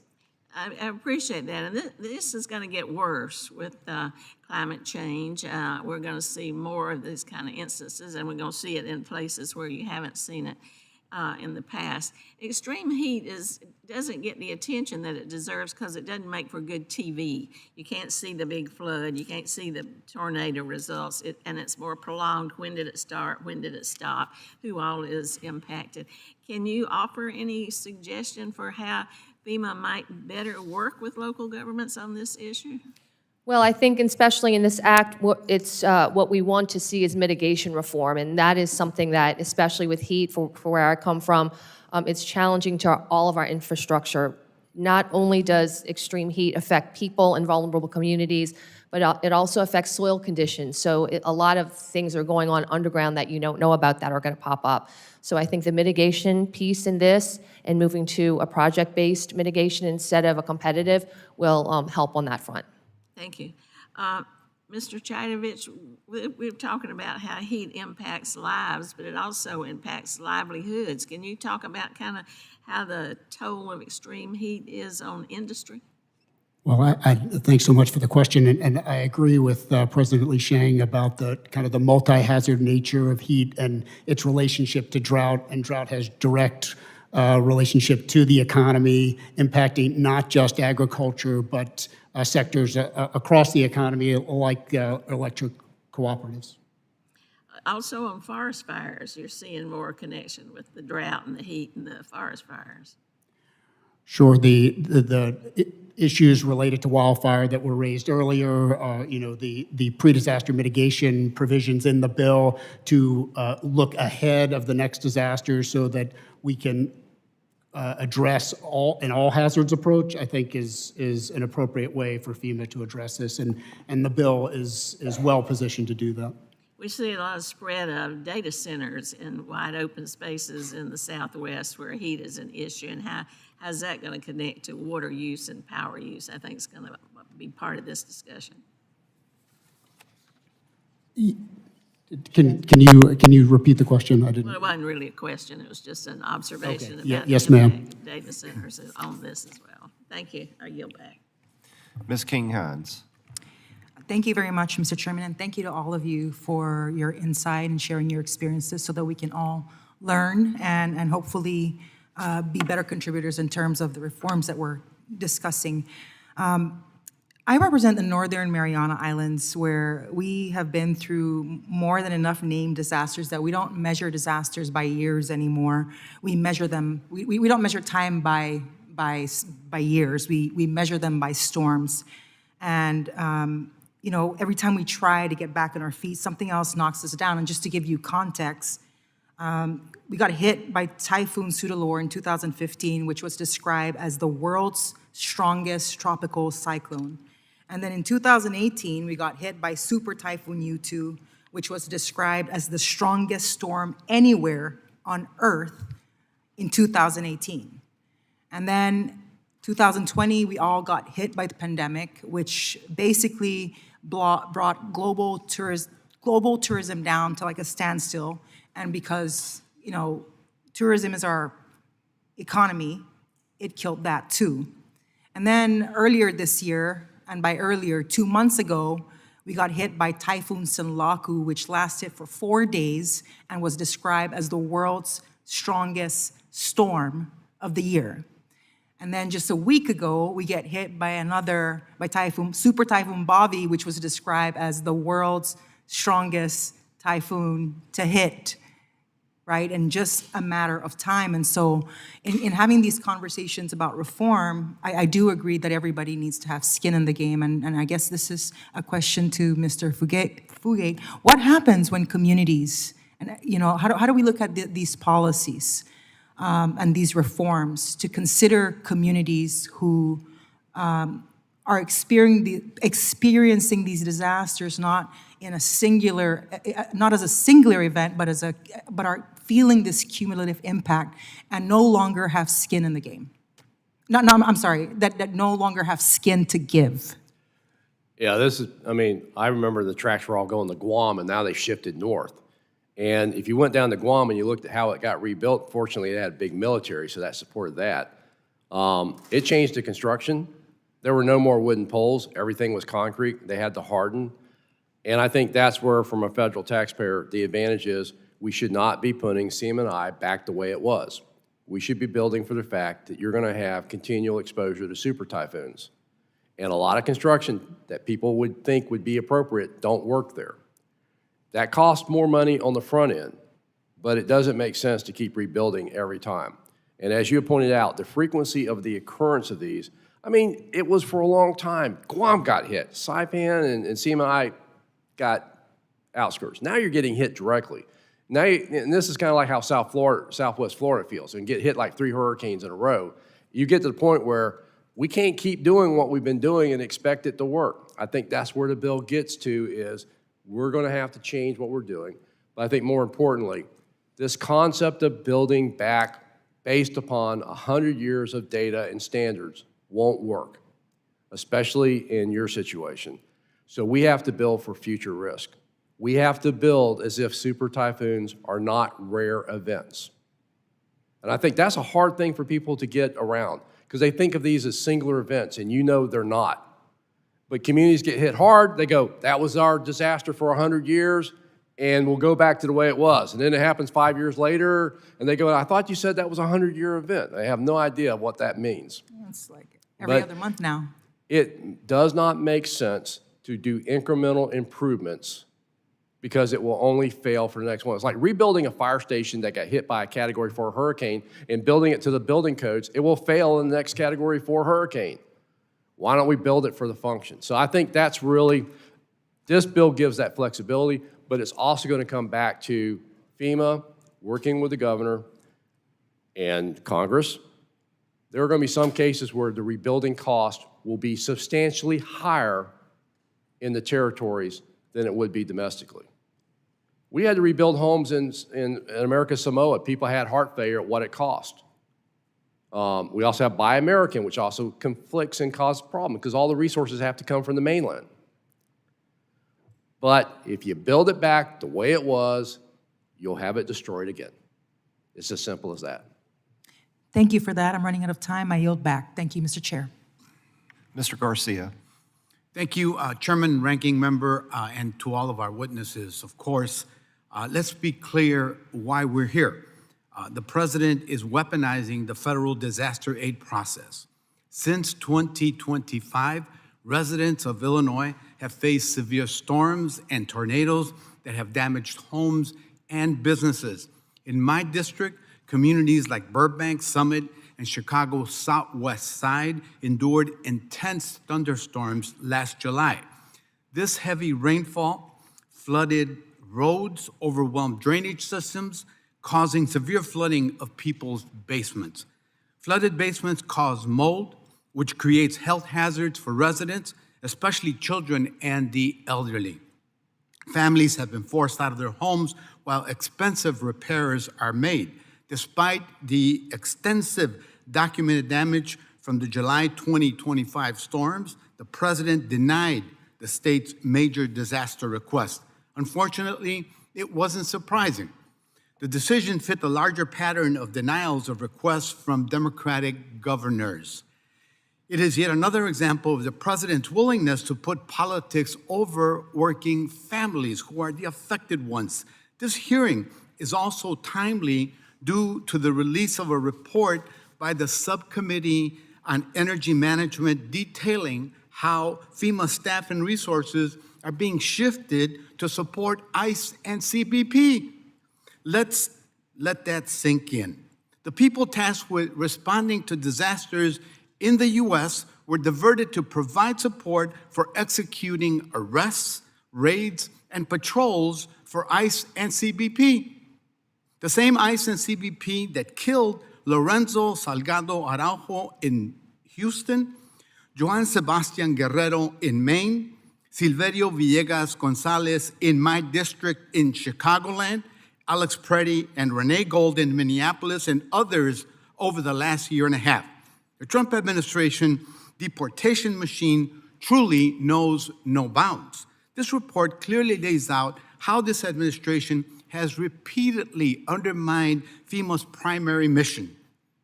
My questions. Mr. Fugate, thank you for being here. In your opinion, why is it important that the FEMA administrator have clear operational authority over the nation's emergency management system, free from interference from DHS? Do you really want a committee coordinating the response? Because that's what happens when everybody has a say. Giving FEMA, the administrator, which the law says they've got, but if they're not allowed to do that, now they're having to go through all these other people who weigh in, who have their ideas of how to do it. That's the problem. You can't run disasters by committee. You need to put people in accountable positions. And remember, FEMA's not running the disaster. FEMA's running the federal response in support of the governor. And so that ability to do that job, to execute on behalf of the president where the authorities arise, to meet the needs of those states, not always giving them what they want, but what the law allows, and working as much as possible to get to the margins. That's the job. And when you have to go through multiple opinions, other people weighing in, a secretary that imposes a $100,000 purchasing a limit, which in FEMA would be like a joke. I never did anything that was under $100,000, which meant now when I activate, to send the search and rescue teams to Texas for the flood, that's $1 million to crank up a team. And they got to get permission to do that. You know how much time that delays? Those are the kind of decisions we had told our staff, make them, we execute. You gave us that authority. You gave us authority to respond before a governor asked for help. But if you got to get a committee to make a decision, you're losing every advantage you gave FEMA. And if they're not executing the authority, it slows down response and it causes more problems. Thank you, sir. And just quickly, does a reduced FEMA workforce impact the agency's ability to lead and support comprehensive emergency management system? Well, you're not going to like this answer. The answer is yes and no. Yes, because of the complexity of how we run things. If we did the Fix FEMA Act, we can run it with a lot less people. Most of the staff are tied up in recovery. If we simplify procedures, we can do it with fewer staff. Running it as today, it takes a lot more people than you realize. Thank you, sir. And that's why I support this bill, because emergency response and disaster relief should be nonpartisan. It shows how absurd the structure at DHS is. I'm ready to approve this bill. Thank you. Mr. Petronas. Thank you, Mr. Chairman, for having this important meeting today. Ladies, gentlemen, thank y'all for being here, and especially your expertise and time. Mr. Fugate, thank you for your service to the state of Florida and also our nation. It's a thankless job. You take a lot of arrows in the front and the back over your career. Hate that you come from Gainesville, but it is what it is. But really, you're admired and appreciate for your candidness today. I had the honor of being the state CFO and fire marshal in Florida for about the last 9 years and had 9 hurricanes that we respond to, and it was interesting watching the evolution of people's confidence and ability to make the decisions over time as they kind of understand what the battle rhythm of what to expect. The one thing that I've learned, and I point out to people all the time, especially when it comes to the insurance claims process, and you think about a person that lives in their home, most people in America, if they're in the ability where they bought a home, they're living at home, they bought it. And you think about how much smaller that audience is, maybe the home they live in, they built it. Who in the hell rebuilds a home? It's overwhelming. And I keep on speaking just to the point of where I'm most familiar with hurricanes and the trauma and the vulnerability and the challenges and the fussing at local government. And there's a reason why they call these events disasters. They don't move smoothly. But to Mr. Fugate's point earlier, sometimes you got to make a decision and move on because you've got to be able to start to put things back together. Your comments regarding, allowing FEMA to get into the space of rebuilding, I would like you maybe to elaborate on that because that's always been something I was excited about. Instead of giving somebody $37,000 or $38,000 worth of living expense money over the period they're entitled to over 18 months, you could have given them, $9,000 and they could have fixed their roof and they'd be back in their home. Where's the impasse for those type of solutions from becoming a reality? Why can't we have that on a consistent basis? Well, Representative, and again, I thank you for your service as insurance commissioner, fire commissioner. That's not an easy job either.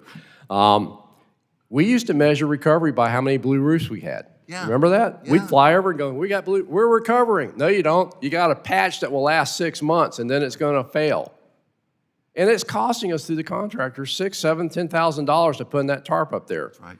Because FEMA can only do temporary sheltering. So we were sheltering in their homes. By giving them permanent authority, you can go, well, instead of putting and we may still put the patch on there to begin with, why don't we fix the roof? Mm-hmm. Even if I did a full roof replacement and brought it to code, that's $30,000 to $35,000. That's a lot cheaper than putting a travel trailer, mobile home, or paying 18 months of hotel expenses. And I get people back in their home. And you saw, as I did, if we don't get them back in their home quick enough, they're never getting back there. That's right. You got to get the power on, the air conditioning on, stop the water, control the mold. And if we lose that home, we just lost another workforce housing that will never get rebuilt affordable. Well, you're exactly right. And then you got the trauma of 18 months later, well, we got to get you out of your mobile home that FEMA's provided for you, and how hard it is on that community because you're trying to stabilize it, putting a roof over somebody's head. But I've always thought that was such a brilliant idea of a better use of taxpayers' dollars and, pre-event contracts for repairs. With Mr. Walker, let's talk about insurance claims a minute. So in Florida, what we did, we would set up insurance claims villages and we would bring in people. But now we played a role of dealing with insurance fraud and how predatory the environment is. I mean, I told people, I said, the public adjusters and the shady contractors, they're better pre-staged than utilities are. I mean, it is what it is. They are there waiting to pounce and get people to sign up. And some of the horrific things I saw people go through. But the challenge that people got, it is what it is. You know what? I think everybody can find, the salesman that approaches them in a vulnerable time with a gas can and a case of water pretty attractive, but sometimes an insurance adjuster, the frustration they get. And I have to explain to people, I said, it's not like you're replacing a 26 Chevrolet Tahoe that has a VIN number that thousands of them are produced and they're all cookie cutter. Every home was built at a different time, a different day, but where is our shortcomings of helping build more consumer confidence in the claims process? Is it the role of government to do it? Where can the industry step up? So we're talking about the fraud after a storm in particular? All the above. And ensuring the policyholder gets money in a timely manner. Because here's the deal. We all have insurance, and it's embedded in our mortgage. Sometimes I don't even know that it's in there. Some people don't know that. But please elaborate. One of the things I thought of when you were talking about the issues after a storm, I've seen more states pass laws regarding assignment of benefits. So it prohibits that exact situation where, you know, a roofer rose up on your yard and they step out and they tell you, hey, your roof is torn up, but it's okay, I can take care of you. I've got this iPad, just check a couple boxes here. You won't even have to deal with your insurance company. I'll deal with your insurance company. And, oh, do you have a deductible? No problem, I'll take care of that deductible too. That sounds great. And like most things that sound too good to be true, it is. What we often see is that shows up to the insurance company. Our first notice is when we get a bill that may be 2 or 3 times what it should have cost to repair that roof. Now it's a problem. We start to, now this is the first time we know about it, and we let our insured know. It's the first time the insured knows because they weren't aware that they gave up that claim. And it puts them in a real spot, you know, because if that issue isn't able to be resolved, and sometimes it isn't, that roofer can then put pressure on the insured by saying, or the person that had the house saying, I'm gonna put a lien on, and maybe I'll just foreclose on your house, and that way I'll get all this money. So I've seen states pass that, and the commissioner in Kentucky said, you know, I can't do a lot about storms, I can do something about fraud. And that has really helped in some of those states where they've passed that. Mr. Figures. Thank you, Mr. Chair. And thank you guys for all coming to what I thought was the FEMA hearing, but it appears that it's the Craig Fugate oversight hearing today. But I appreciate you being here. Certainly appreciate you guys' collective expertise. You know, FEMA plays a critical role that you guys all know in helping communities prepare and respond and recover to disasters. And as we examine opportunities to reform the agency, our goal should certainly be to ensure it can deliver assistance more efficiently, effectively, and equitably to the Americans who depend on it. This discussion is especially important for communities like those I represent in Alabama's 2nd Congressional District, which includes my hometown of Mobile, that has a very interesting FEMA history with being the location where President Bush uttered those famous words about then FEMA Administrator Mike Brown doing an excellent job in Katrina recovery. But as a Gulf state, Alabama is particularly vulnerable to tropical storms and hurricanes. Every hurricane season, our communities prepare for the possibility of those devastating winds and flooding and storm surge and prolonged power outages. In recent years, we've also seen severe weather become more frequent, more intense, and more costly.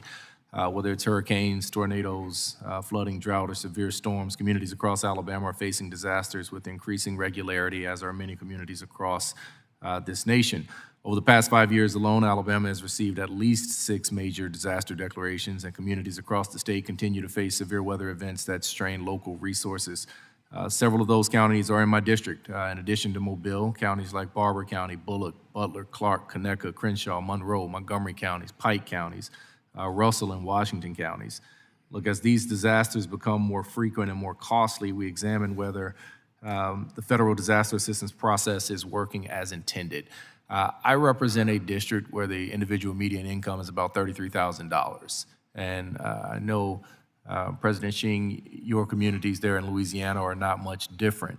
And so when these disasters come through, you know, a lot of times what we see, I heard us talking about tarps, Representative Petronas was talking about tarps. What we see in a lot of situations in my district is those tarps are going on houses that people don't own. They're going on rental properties, essentially. And I grew up in Mobile. There's some tarps that have been up there 20 years, 20 plus years. Can you talk to me a little bit about the challenges that you face in communities where you have this sort of income level and the challenges that are unique to those communities and how you think FEMA can better assist those people who are not necessarily homeowners? Yes, I think one of the elements of the FEMA Act that would directly help those people is the universal disaster application. Obviously, you get relief in over, I think the number I've heard, 17 different federal agencies give disaster relief. And when you are a member of a vulnerable community, you've lost your housing, your kids are displaced, trying to reach and access those benefits are very, very, very difficult. And it ends up being the locals have to help them to the extent that we can. So the benefit, it's there, it's legally there, but how do you access it is very, very difficult. So we really promote the universal disaster application for benefits for survivors. And that is in this act. Thank you. Mr. Fugate, what are your thoughts on the matter in terms of how FEMA can be better streamlined to provide assistance for those poorer communities? You know, a lot of those rental properties, because we treat it like a business, and so we're not supposed to provide business assistance. Yeah, that's my point, yeah. A lot of those are second homes, people retired, they rent their homes out, and that's the affordable housing. I'm not talking about the investment firms that go up and buy them. I'm talking about people that don't even have the resources to make repairs. But we put a wall up saying if it's privately owned and being rented, it's not eligible. And we're losing housing stock. I don't know if that's FEMA, that's HUD, but you've seen it, the mayor's seen it. We've seen this every time. When a storm hits, a flood hits, we lose the workforce housing. And those rental properties are key, because if that people that had insurance on those rental properties, when they rebuild them, they're not renting them at what it was before. So we're getting priced out. It's a whole. I don't think the FEMA Act can address this. I don't think FEMA, the current Stafford Act, is addressing this. But I think of all the things, insurance, these are symptoms. We're losing workforce housing faster than we can build it. And I'm not talking just affordable housing. I'm talking about where firefighters live, doctors, nurses, paramedics, people running the local home improvement stores. They can't even afford to live in their communities. You've seen this in Mobile. We've actually watched the progression as people have moved inland and inland because there's nothing left in the communities used to live in that they can afford. And it's getting worse. Well, I appreciate it, and I look forward to working with my colleagues on ways to address that. Thank you. Dr. Babin. Yes, sir. Thank you, Mr. Chairman. And it's very sobering testimony there, Mr. Fugate. Thank you. And I want to thank the chairman and ranking member, and also thank you to all you witnesses here. As we consider reforms to FEMA, it's important that we focus not only on improving disaster response, but also on strengthening disaster preparedness before storms and other emergencies even occur. Families, businesses, and local communities in my district, in the Texas 36, Southeast Texas, very, very familiar with hurricanes, tornadoes, and a lot of floods. We know firsthand that preparing before a storm makes landfall can save lives, reduce damage, and speed recovery. I recently joined local officials at a Hurricane Preparedness Expo in Chambers County, which I represent, where we discussed the importance of helping communities prepare before disasters strike.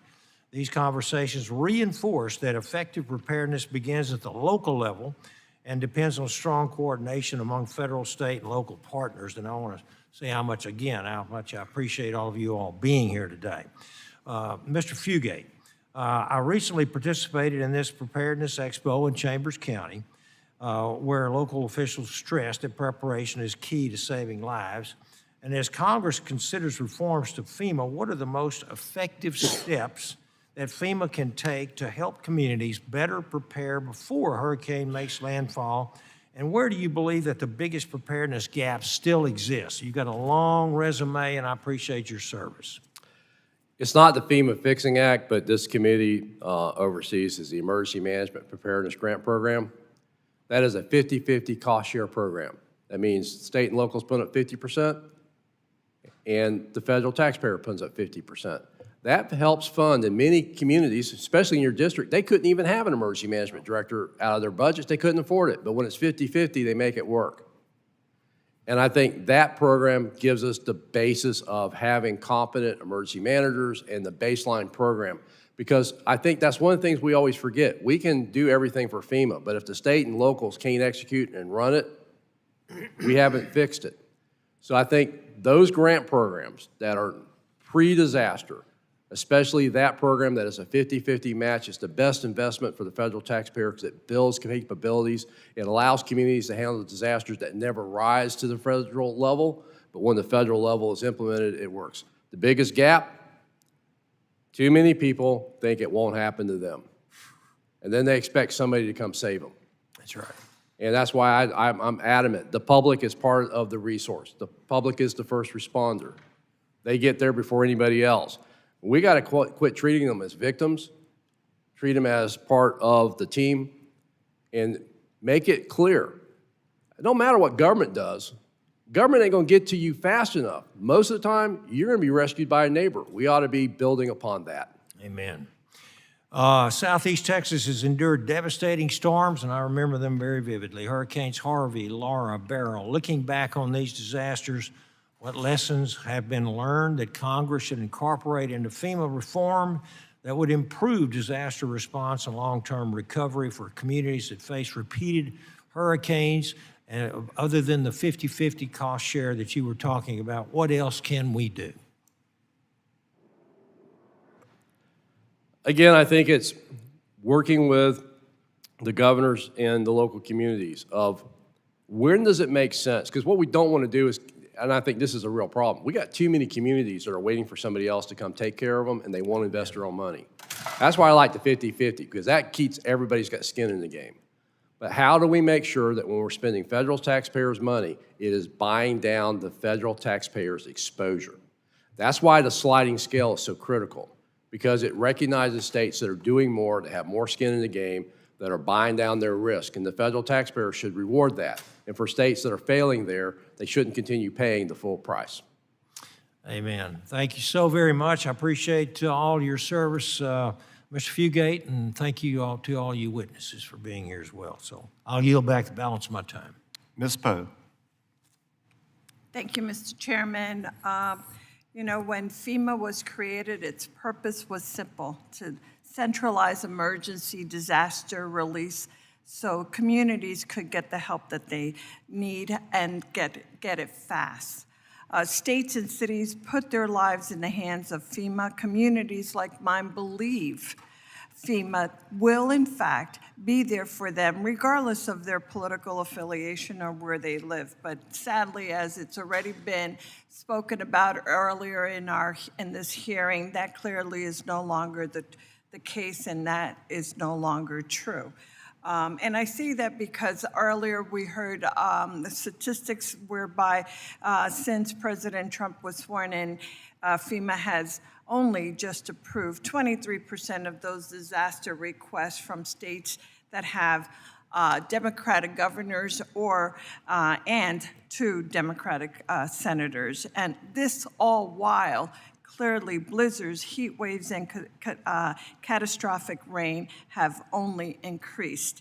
And I realize and know the response that was given earlier, so I'm not going to ask the question, but make no mistake, FEMA absolutely can benefit from reforms.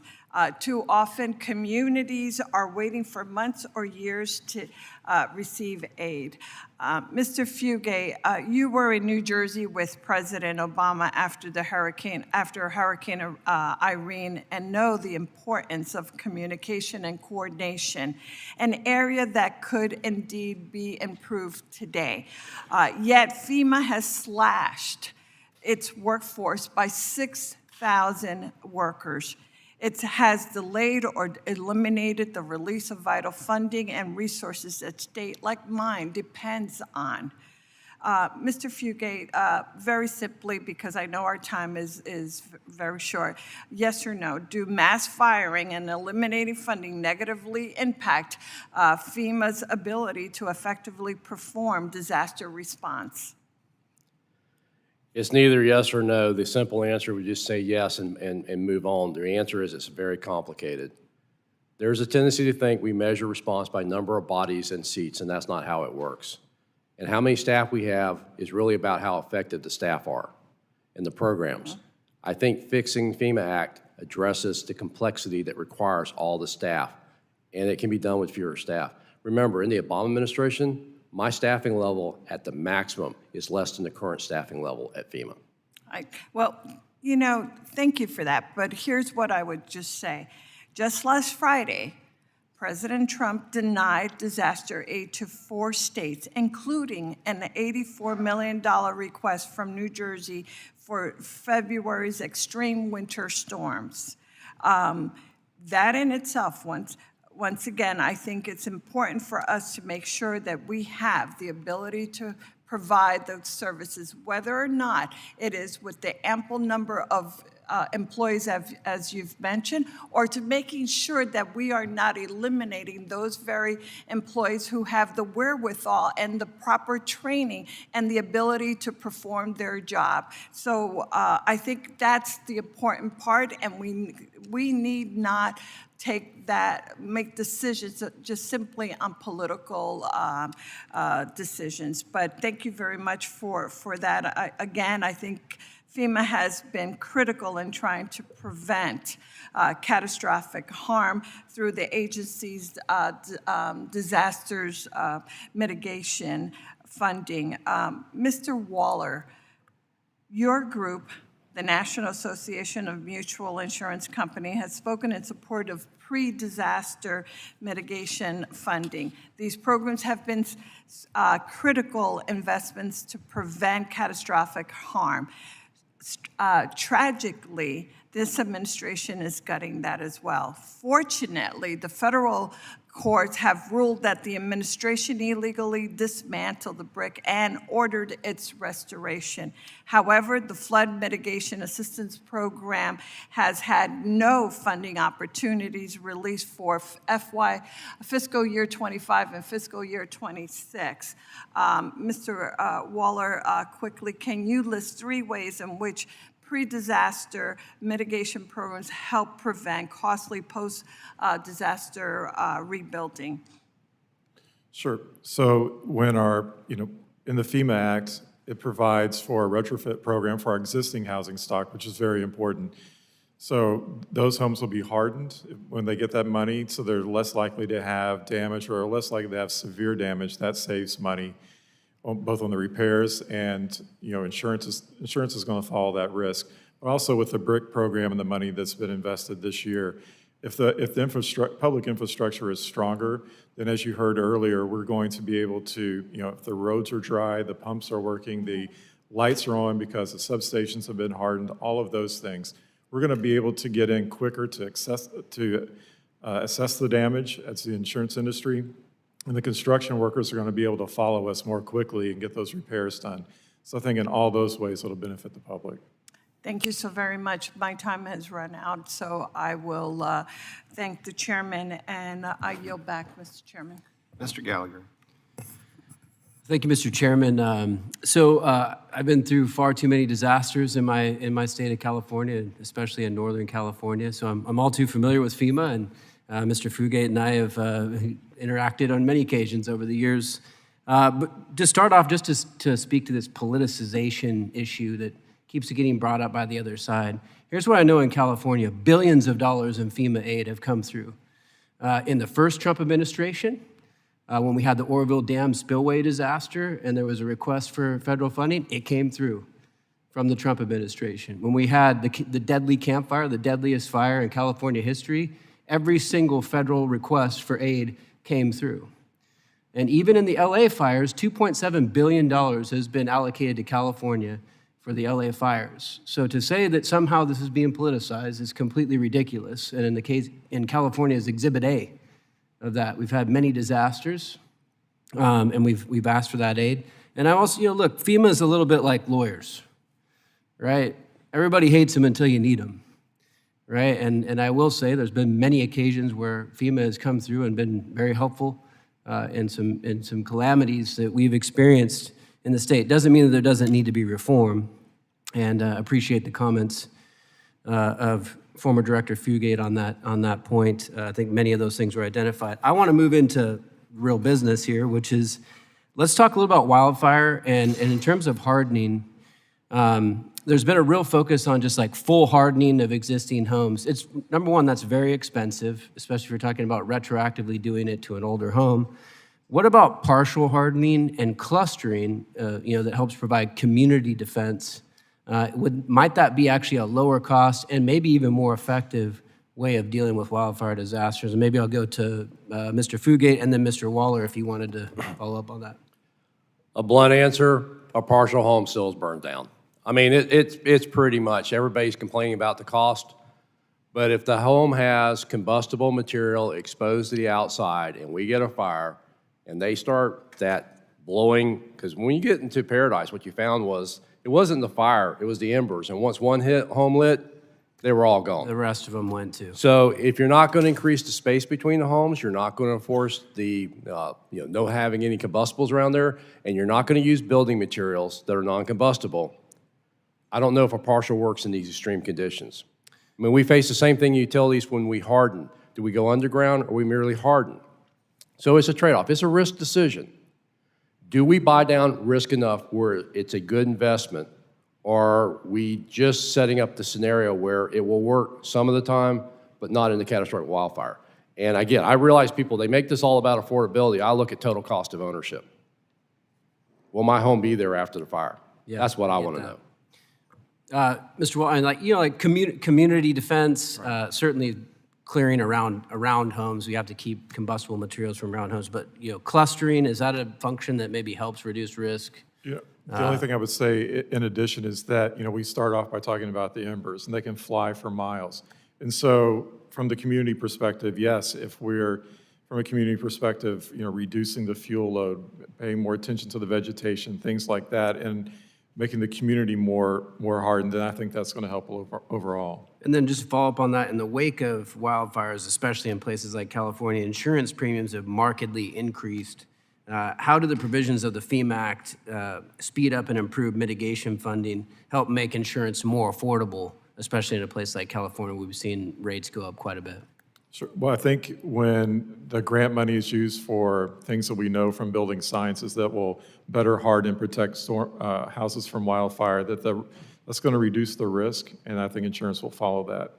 Yeah, well, that's good news. I mean, we want to do things, and that's why I think this legislation is so important. We need to bring down insurance premiums, especially in places like California. Then my last question here is hazard mitigation grant program. We've had a lot of issues with that. The lengthy environmental review and obligations. So for example, in Shasta County, FEMA received project deliverables in July of 2023, but EHP review didn't finish until May of this year, 2026. So that's just one example. These delays put critical wildfire mitigation work at risk, especially when the state match funds expire in 2028 and cannot be extended. In this committee's FEMA Act, it would address several of those structural problems we're seeing with those delays. From your experience, what are the most important structural changes FEMA could make to improve that hazard mitigation grant program? Staying with me, I think some of the upfront funding would really help. It gets that money out quick so the work can begin quicker. And I see my time has expired, so thank you, Mr. Chairman. I yield back. Ms. Fucci. Thank you, Mr. Chairman, and thank you to the witnesses for their testimonies and to our chair and ranking member for holding this timely briefing today. When Hurricane Helene devastated western North Carolina, lives were lost, bridges were swept away, and businesses and homes were destroyed. Both federal and state investments have proven to be critical in helping rebuild these communities. Just this weekend, FEMA announced another injection of disaster relief funding for North Carolina, totaling $48 million, while at the state level, Governor Stein signed a budget bill last week that included more than $700 million for Helene recovery. While I am immensely grateful that these hard-hit communities continue to receive much-needed federal and state relief, there is still a great deal of work left to be done. I think there is bipartisan consensus that FEMA needs to work more efficiently to coordinate disaster relief and recovery efforts, and that's a large part of why we're here today and why the FEMA Act is so vital. But it also has escaped me that despite this consensus, this administration has been making it objectively harder for FEMA to do its job, redirecting over $500 million from FEMA to build migrant detention centers, reassigning FEMA caseworkers to process deportations instead, and making drastic funding cuts and staffing reductions. Administrator Fugate, can you speak to the ways in which these actions from the administration may be compounding FEMA's struggles to quickly and efficiently provide much-needed disaster relief to affected communities across the country? You know, I don't even think it's the money or the staffing. I think it's the morale. People at FEMA were so scared in the first part of the administration with the way the secretary operated that it was paralysis. They couldn't make decisions. They couldn't authorize anything over $100,000. Of all the damage that occurred in that first part, I'd say it was the morale and fear of FEMA, just people doing their jobs. It has more impact than people realize. It isn't the money. The Stafford Act didn't run out of money. There was money there. They transferred it, but it didn't run out. They moved staff around. The issue was, I think, morale. I think that's changed. You have the acting administrator, Bob Fenton, who is a seasoned pro, probably one of the most experienced emergency managers in the country. He's been given full authority to run that. You now have a nominee going through a confirmation process. You have a secretary that's letting FEMA do its job. Money is starting to move. There are still issues there, but I would say it was the morale. Yeah, if you're gonna cut staff, you can cut staff, not the way they did it. I would say more about how FEMA employees were treated, the disrespect, the threats, the fear has had more impact on FEMA being able to do its job. That was a specific person and an advisor that produced that environment. It's good to hear those changes. Following up on that, during his time in office, the president has also significantly cut funding for the National Oceanic and Atmospheric Administration. In what ways might this hamper or harm the work of FEMA in regards to national disaster preparedness? FEMA depends upon our partners at National Weather Service for the forecast to determine where and how we prepare. We don't wait till the disaster happens. So on weather events, whether it's a forecasted extreme flood event or hurricane, those forecasts are critical because we're going to spend tens of millions of your taxpayers' dollars to go get equipment and personnel in place. The better the forecasts are, the more likely they have the stuff where they need it, when they need it. If the forecasts are not as accurate, that's going to be a problem. The one thing I would say, we've not seen dramatically a change there. And we also saw that after all the cuts, the National Weather Service has gone back to hiring people.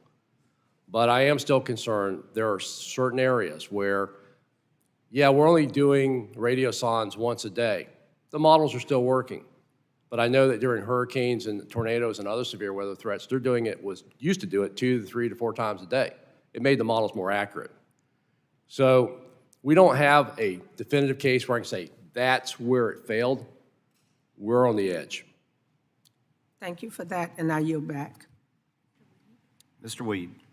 Thank you, Mr. Chairman, for holding this, and thank you to our witnesses for being here today.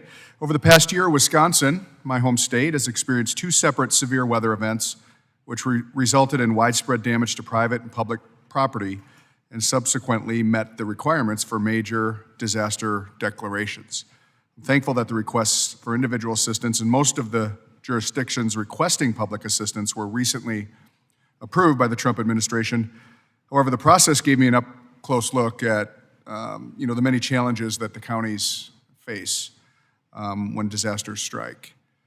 Ms. Shang, in your testimony, you cited a concerning statistic that 20% of your members that with open public assistance claims process for like up to 4 to 6 years, and it was 28% at processing times exceeding 6 years.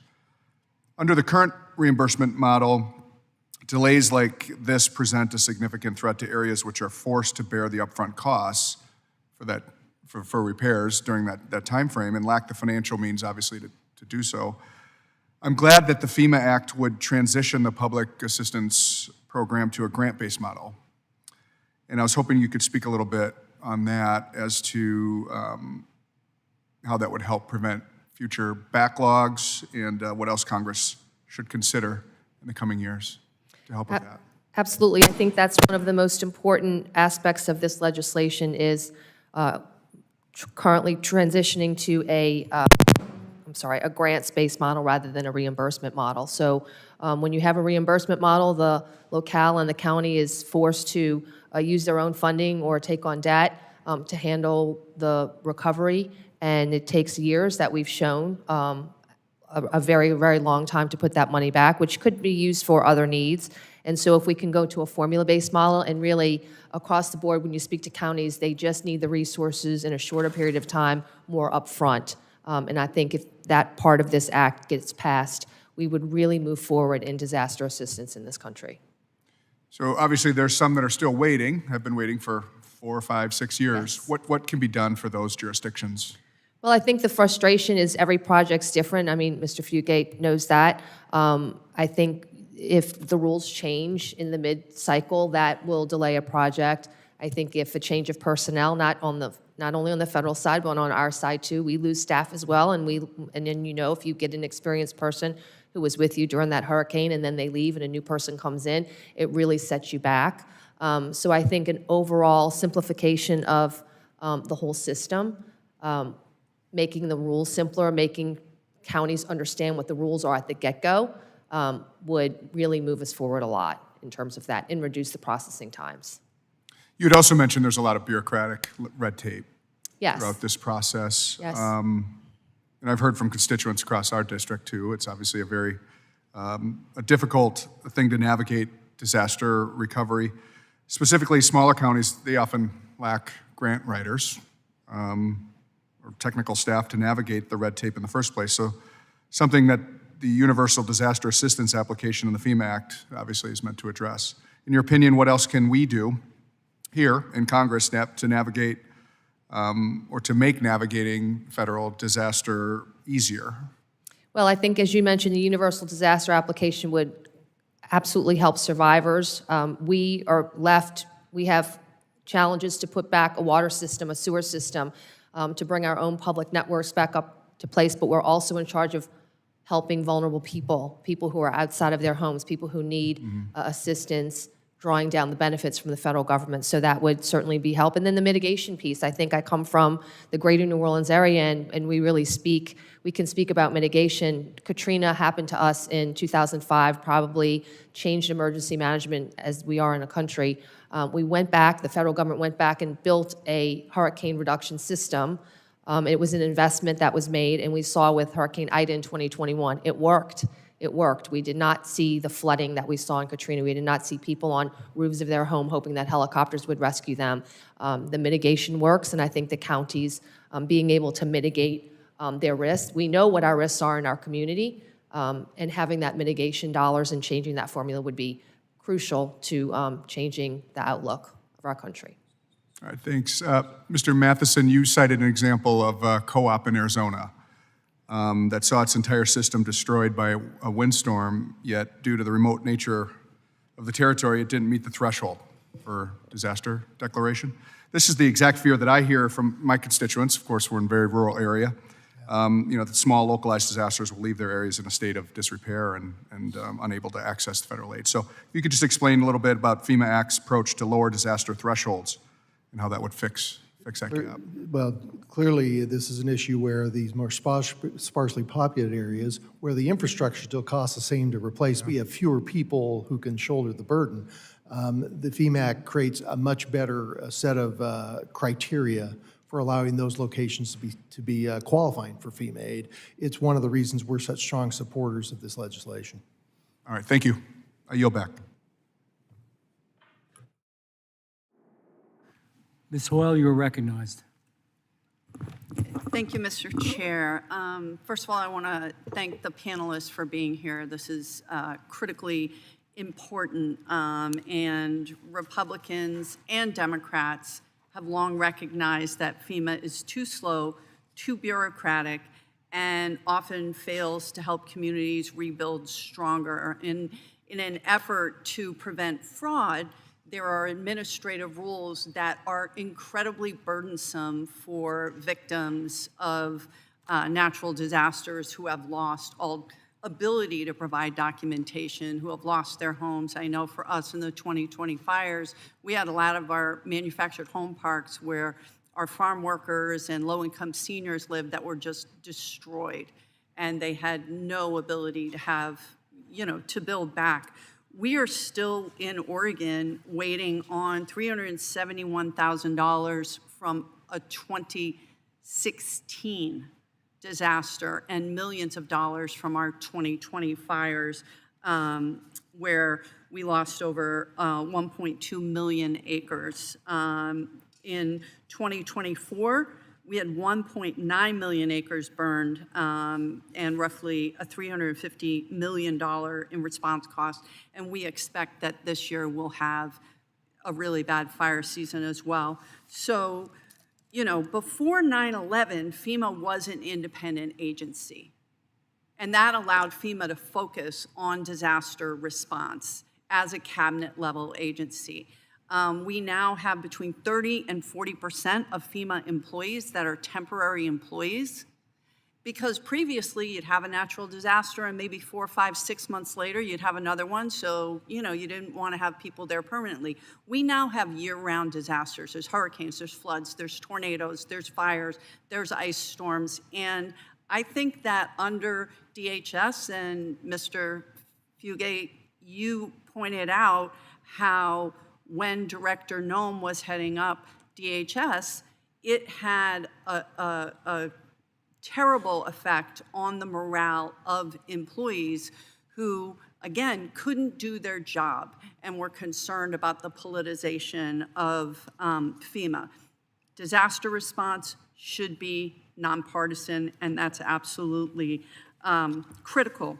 So Mr. Etzel and I introduced the Power Act in response, you know, for myself to the 2024 ice storms, after hearing firsthand from utilities and my 5 rural electric co-ops that FEMA would pay to rebuild infrastructure as it was, as opposed to how it needed to be. So this is why I am supporting this bill. Mr. Matheson, I would like you to talk about specifically, because I represent so many rural communities where our rural electric co-ops are critical in preventing wildfire and also in the response. What would you like to see from FEMA and for us to do in a bipartisan way to make things easier to prevent and then respond to disasters? Well, first of all, for FEMA, this legislation we're talking about, the Fix FEMA Act, addresses many of these concerns, including what you just mentioned, which is there are opportunities when we can build something back in a better way and not just replace as is. And we've got lots of examples, and we've heard some in this hearing, where because it's restricted, you got to build it exactly as it was. That doesn't make sense going forward in terms of the future risks we have.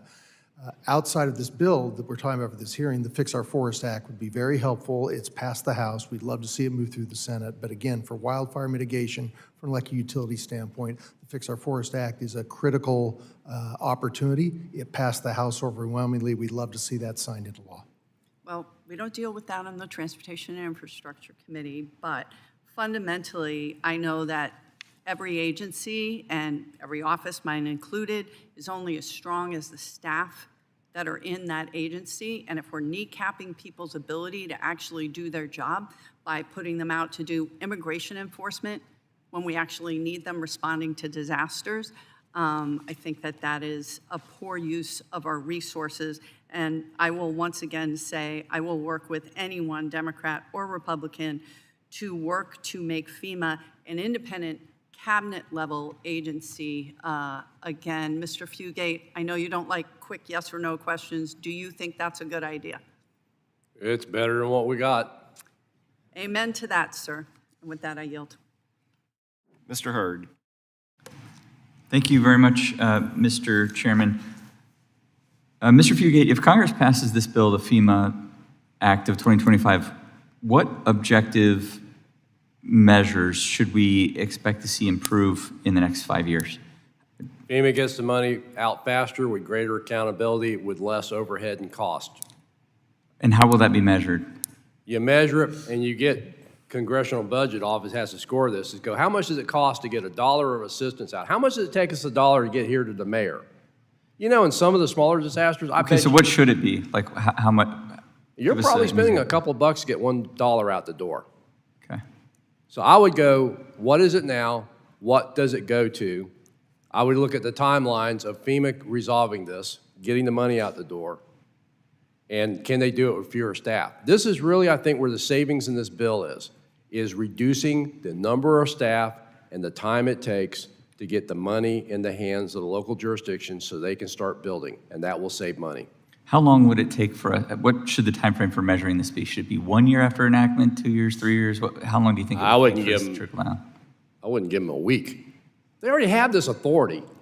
They can do this. They just refuse to, both at the local, state, and federal level. You're just making it mandatory. So they already have the mechanisms. We've already done this. This should not take a year to implement. This can be implemented, I think, within weeks. Because once the bill passes, they're giving a time to phase it in. But the idea of doing quick grants based upon estimates was already given to FEMA in the Sandy Recovery Improvement Act. It was optional. Yeah. And people, both on the federal side and state and locals, thought they were going to lose out and didn't use it. Okay. This makes it, this is the way we're going to do it. So the fact that they can already do it and the fact I've already done it means it's implementable today. It will not take, and do not give them 3 years. That just ensures they'll wait you out until somebody else changes their mind. Got it. Okay, thank you. Very, very helpful. Mr. Waller, disaster preparedness isn't just a public safety issue, it's an affordability issue. Everyone wants to lower insurance premiums, but insurers ultimately price risk. In your experience, what's the single most effective action a community can take to become more insurable? Is there something that actually moves the needle from the underwriting perspective? You know, I think the FEMA Act really helps with that, with the mitigation on two fronts. One, through the BRIC program, making public infrastructure harder so it's going to survive storms. That's going to help. So after there's a disaster, we're going to be able to get in more quickly because the roads are going to be dry, the power is going to be on, things like that, and you can get people behind us to do the work. And then I think just communities being harder. You know, they're going to cost less money to insure because there's going to be less damage. So when you're able to, you know, control risk like that, that's going to help with insurance. Thank you. Mr. Matheson, having represented rural electric co-ops before going to Congress, I can appreciate the important mission that electric co-ops have after a disaster, get power back on quickly and safely. From your perspective, what's the biggest obstacle that FEMA creates or could remove to speed up restoration, power restoration after a wildfire or disaster? I think the obstacles are addressed in this legislation, but in no particular order. I think the 120-day limit for the initial funding, that would be very helpful for co-ops. I think the ability to pay for loan interest if there's a long time before FEMA provides funding for permanent work, that's helpful to co-ops. And finally, the pre-disaster mitigation funding component of this bill is really a step forward in terms of allowing electric cooperatives to get in front of this issue to some degree. That's what we've been talking about for a lot of different sectors, but for us, that would be very helpful. Talk to me a little bit about that mitigation. So if we spend billions of dollars responding to disasters, if Congress shifts more money to hardening the electric grid beforehand, where would rural electric cooperatives invest the most? What makes the most sense to put those dollars to right away? In the co-op world, everyone says we're unique, so it's tough to give you an answer about their all. If you've seen one co-op, you've seen one co-op, exactly. right? You know the phrase. That being said, I think each co-op would make what's in the best interest of their community. We heard just from the representative from Oregon about wildfire mitigation is a big hardening component in that area. Other areas it may be for flooding. So different locations are going to dictate where co-ops would invest those funds. Okay. I think the last thing I'll say is I think Congressman Collins said his district in Georgia had more electric co-ops than Colorado's third. I'm not sure I have to dispute that with Congressman Collins. We have quite a few great electric cooperatives in western and southern Colorado. And with that, Mr. Chair, I yield back. Mr. Van Drew. Thank the chairman, and I want to thank the chairman. He's delayed his own testimony so that everybody else would have a chance here to go first, and he's a gentleman. I want to thank the witnesses. This is the part of the hearing where you all are tired. Seriously, it's been going on for hours, and the questions do become a little bit repetitive. But we're members of Congress, so you know we're not going to let the opportunity go anyhow. We're still going to talk, including me. And I guess I would say, you know, it's sort of indicative, FEMA, where we are with America a little bit. We can do better. America is innovative, it's smart, it's hardworking, it's faster, it's stronger. And it's sort of this whole FEMA problem, I think to some degree indicates how we need to do better. And by the way, let me say this. It's something we can fix. You know, healthcare is a huge issue in our country as well. It's really complicated. I'm a dentist. I've been involved in some of those conversations and issues. This is something we can fix, and we can fix relatively rapidly. And that's why we want to keep speaking about it over and over again, because it's been awful. And it isn't. And by the way, Mr. Fugate, I want to thank you all for being here. You all are great, because I did watch, even when I wasn't here, I'm jockeying 2 committees today. Your testimony is candid, honest, and sincere, all of you. But I just want to point you out. It was not political. It was focused. And thank you for your testimony. But to all of you, it's not about the amount of money. Really, I've seen sometimes where we throw money. I've been involved in politics a lot of years. It's not about the number of people that are working. Don't get me wrong. Staff and money is important, but in itself is not the answer. And God help us, sometimes makes it worse. And we can do so much better.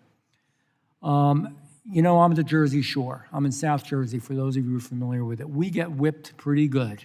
You think of Florida, and we've got some communities that are on the top 10 of most vulnerable communities in the United States of America, places like Cape May. And I remember, I've been there. I've been a county commissioner. I was a state assemblyman, a state senator, all before Congress. Man, on the ground when people were going through this stuff, and they hired a bunch of people. Tons of people came in. And sometimes you were getting 2 and 3 different answers. You shouldn't need a PhD in government bureaucracy if you're just a victim of these storms. We've got to make it simple and easy and fast and effective. And I think we can do it. We know that the delayed recoveries are nearly as damaging as the storms are themselves. We know that there's more than 1,000 disaster emergency and fire management declarations that still remain open. Some are dating back decades. The current system stretches across more, and I'm looking to make sure I'm right, and I am, 30 federal entities in total. It's too much. It doesn't work. It's bureaucratic paralysis. So let me ask some questions. Former administrator, I'm going to give you a little break because everybody's been asking you a lot, and I think your answers were good. President Sheng, local governments are usually the first to respond, and they're the last to finish rebuilding because they only have so many resources. Which federal, if you can, which federal requirements create the greatest delays? Where were the greatest inefficiencies? And where can we shift things closer to the local level while making sure that there's no corruption and there's still integrity? What was largely discussed is the public assistance program. I mean, that's what we're familiar with, that funds the local assets that we own, and that's what we're largely talking about in terms of the reimbursement for counties. And so, again, the smaller communities are absolutely overwhelmed by the disaster itself.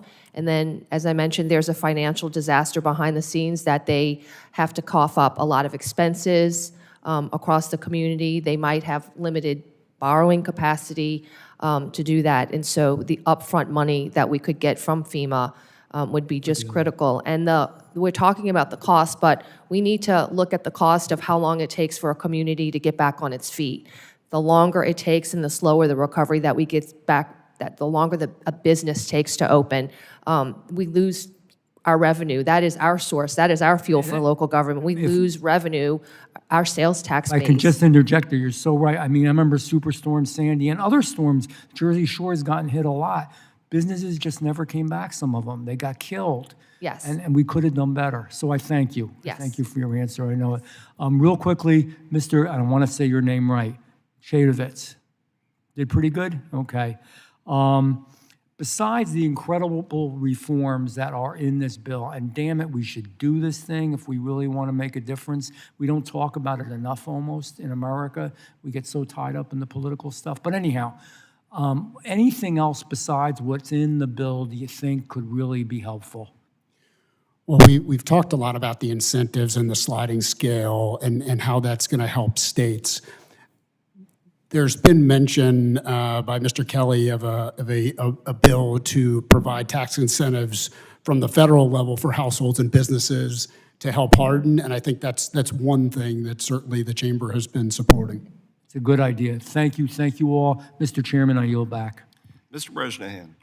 Thank you, Mr. Chairman, and thank you to the witnesses for persevering to this hour in the day.